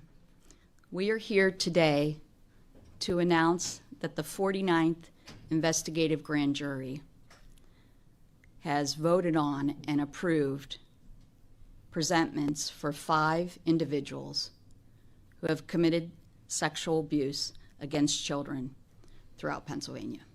These cases, as all of them are disturbing and sad. But this one, in particular, digs deeper. Because in this case, all of the defendants and all of the victims come from the same religious organization, the Jehovah Witnesses. Some of these defendants even use their faith communities to prey upon the victims and others. And those faith communities facilitated that, enabled it, helped it happen, allowed it. Fucking evil. What is wrong with these people? Others had to look no further than their own families. You know what really bothers me about this? Jehovah's Witnesses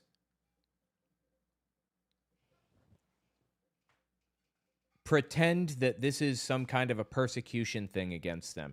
They pretend that they are the victims here. That they're just trying to live their lives and practice their religion or whatever, and that they're being persecuted by the outside world. The reality of the situation is that there are people in every demographic that take advantage of children. Every single demographic. The question is, how is that group going to handle those situations? Are they going to cover it up like the Catholic Church, like Jehovah's Witnesses, like Republicans with the Epstein files? Or are they going to deal with it when they find it? Okay, these are the most vulnerable people among us. The most vulnerable people in our communities, our children. And you are helping people take advantage of them egregiously. How is that acting like Jesus? I don't understand. Like I said, Jehovah's Witnesses have faced a lot of backlash for this and have paid out hundreds of millions of dollars, and were even put in a position where they had to pay out millions of dollars, hundreds of millions. They had to sell off their headquarters to Jared Kushner, of all people. Yes, that Jared Kushner.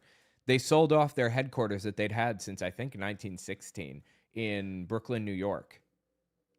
And they turned it into hotels.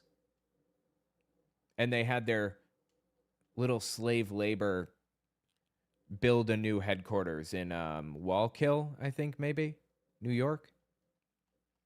Or maybe that's the old one. Warwick. Yes, it was Warwick. And now they have like a whole setup where it's completely independent on their electric grid is independent. They have Watchtower farms where they farm for their own food and everything there. Anyway, the point is, like, at least the world knows what Jehovah's Witnesses are up to, the organization. At least the world knows that they protect child abusers. We can take solace in that fact, at least. Tell me what you think in the comments. All right, let's see. Just write this timestamp down. 150 to 204. That's not very long, but that's okay. That should be long enough, I think. 1, 2, 3, 4, 5, 6.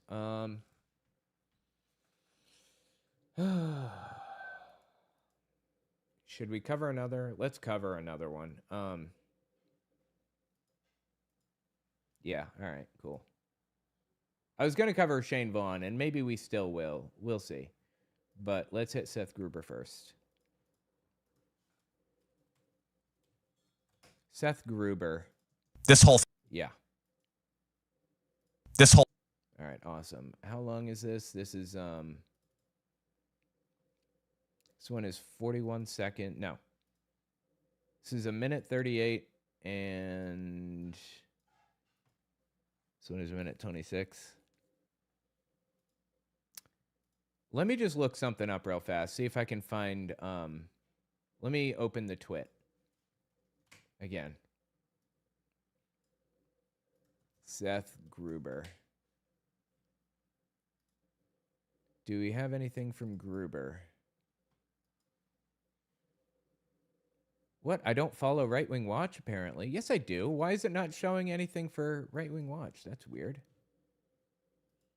Hold on. Twitter is broken.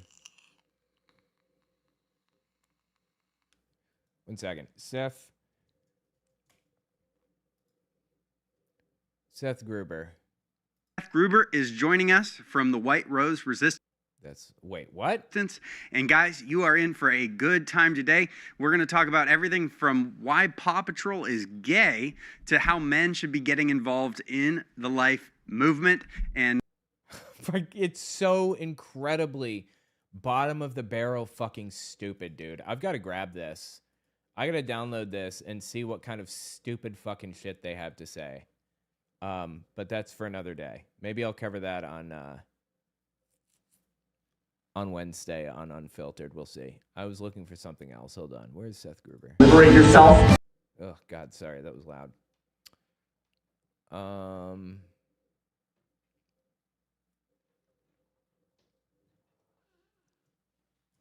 sorry. I'm just looking.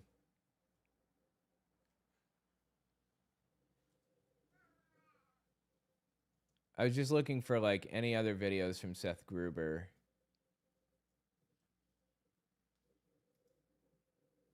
All right. Let's talk about him real fast. This is Seth Gruber. If you're unfamiliar, he's a Christian nationalist and a complete nutcase.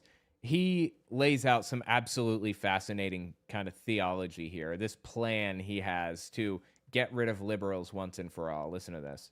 Outbreed the left and raise little iconoclasts and Christian nationalists. This is a little bit of a dark thought, but I want you to stay with me for about 30 seconds. We should never rejoice when the wicked fall into a ditch because their choices often harm their children. Now, there is such a thing as imprecatory psalms, 100%. But the way that the modern left chooses to live their lives often comes at great cost. It does? What's the cost? What cost am I paying for being on the left, other than the cost that you are imposing by trying to force me to live in a Christian nationalist state? Innocent children who are the first victims of adult desires. However, if they continue to embrace every promise of the serpent, they are and eventually will vaccinate, trans, and abort themselves into extinction. We're going to vaccinate ourselves into extinction, guys. You ready? We're going to trans ourselves into extinction. What he's laying down is called the Great Replacement conspiracy theory, but it's a little bit of a twist on it. It's not the Great Replacement exactly. We'll get there. Keep listening. One of the ways that we will honor Aslan and give... Who the fuck is Aslan? Is that a god of some sort? One of the ways that we will honor Aslan and give our great king a reason to show America mercy over the next 50 years is by having a ton of babies and raising them to be dragon slayers, because we'll eventually outbreed the doers of evil. Okay, so I don't live in fear of that, and let me tell you why. He's basically taken this right-wing conspiracy theory called the Great Replacement, and he's trying to enact it himself. But here's the problem. The Great Replacement conspiracy theory isn't real. It was never real. In no way, shape, or form or context has it ever been real. If you're unfamiliar, it's this idea that Muslims or Mexicans or whoever, whatever other, whatever group these people hate the most, these groups are trying to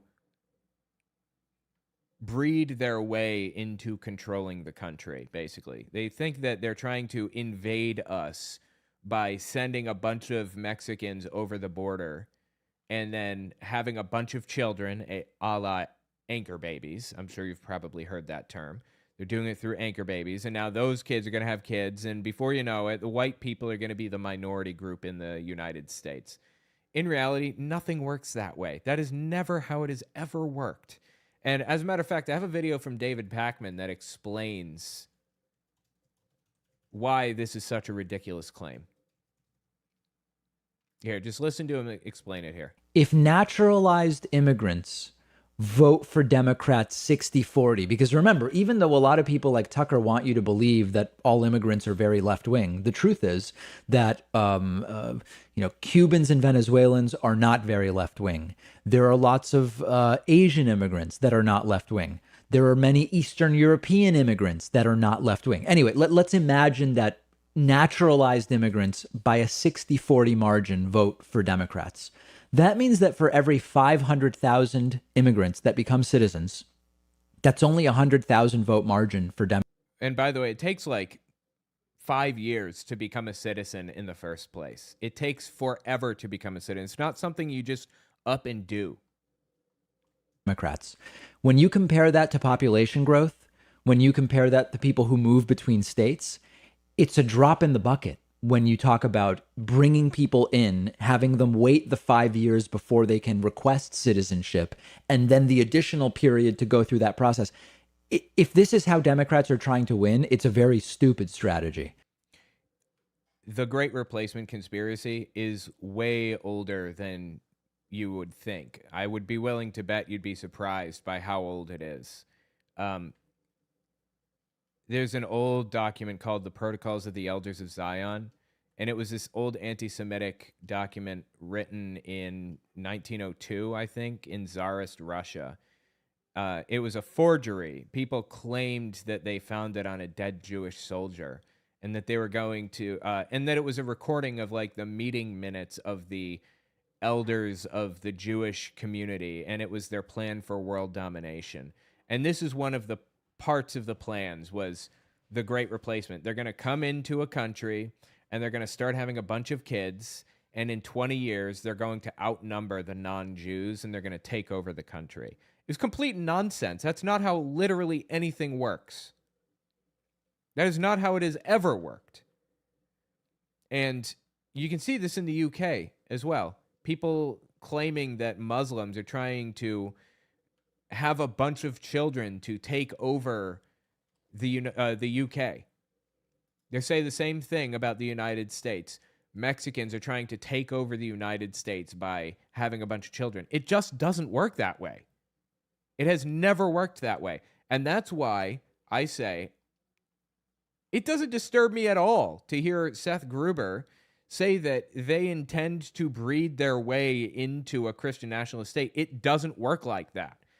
Especially not with a religion like, or a religious belief like Christian nationalism, because kids have a tendency to exit extremist religious movements.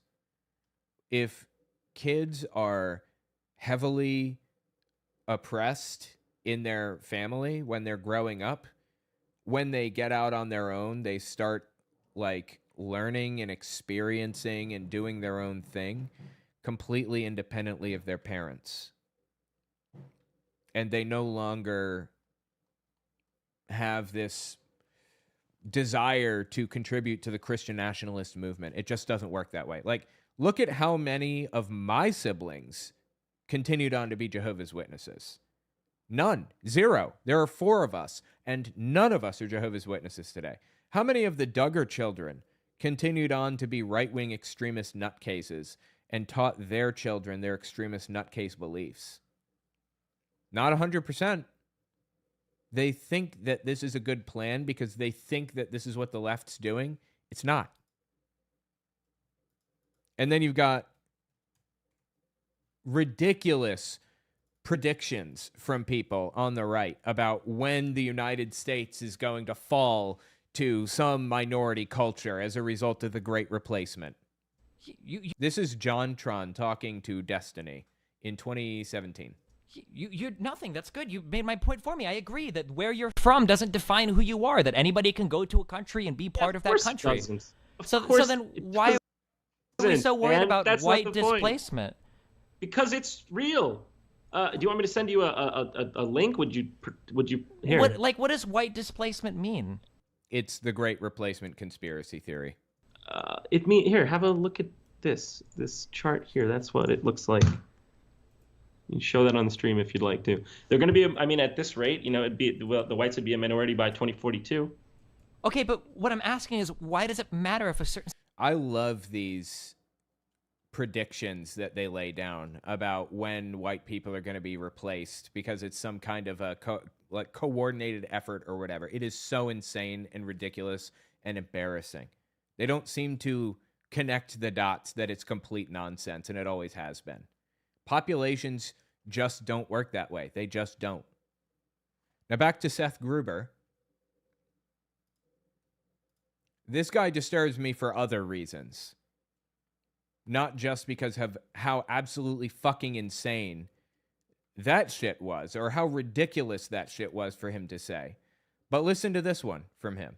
Whole thing of Christian nationalism, by the way, listen, it's either Christian nationalism or secular globalism. You pick.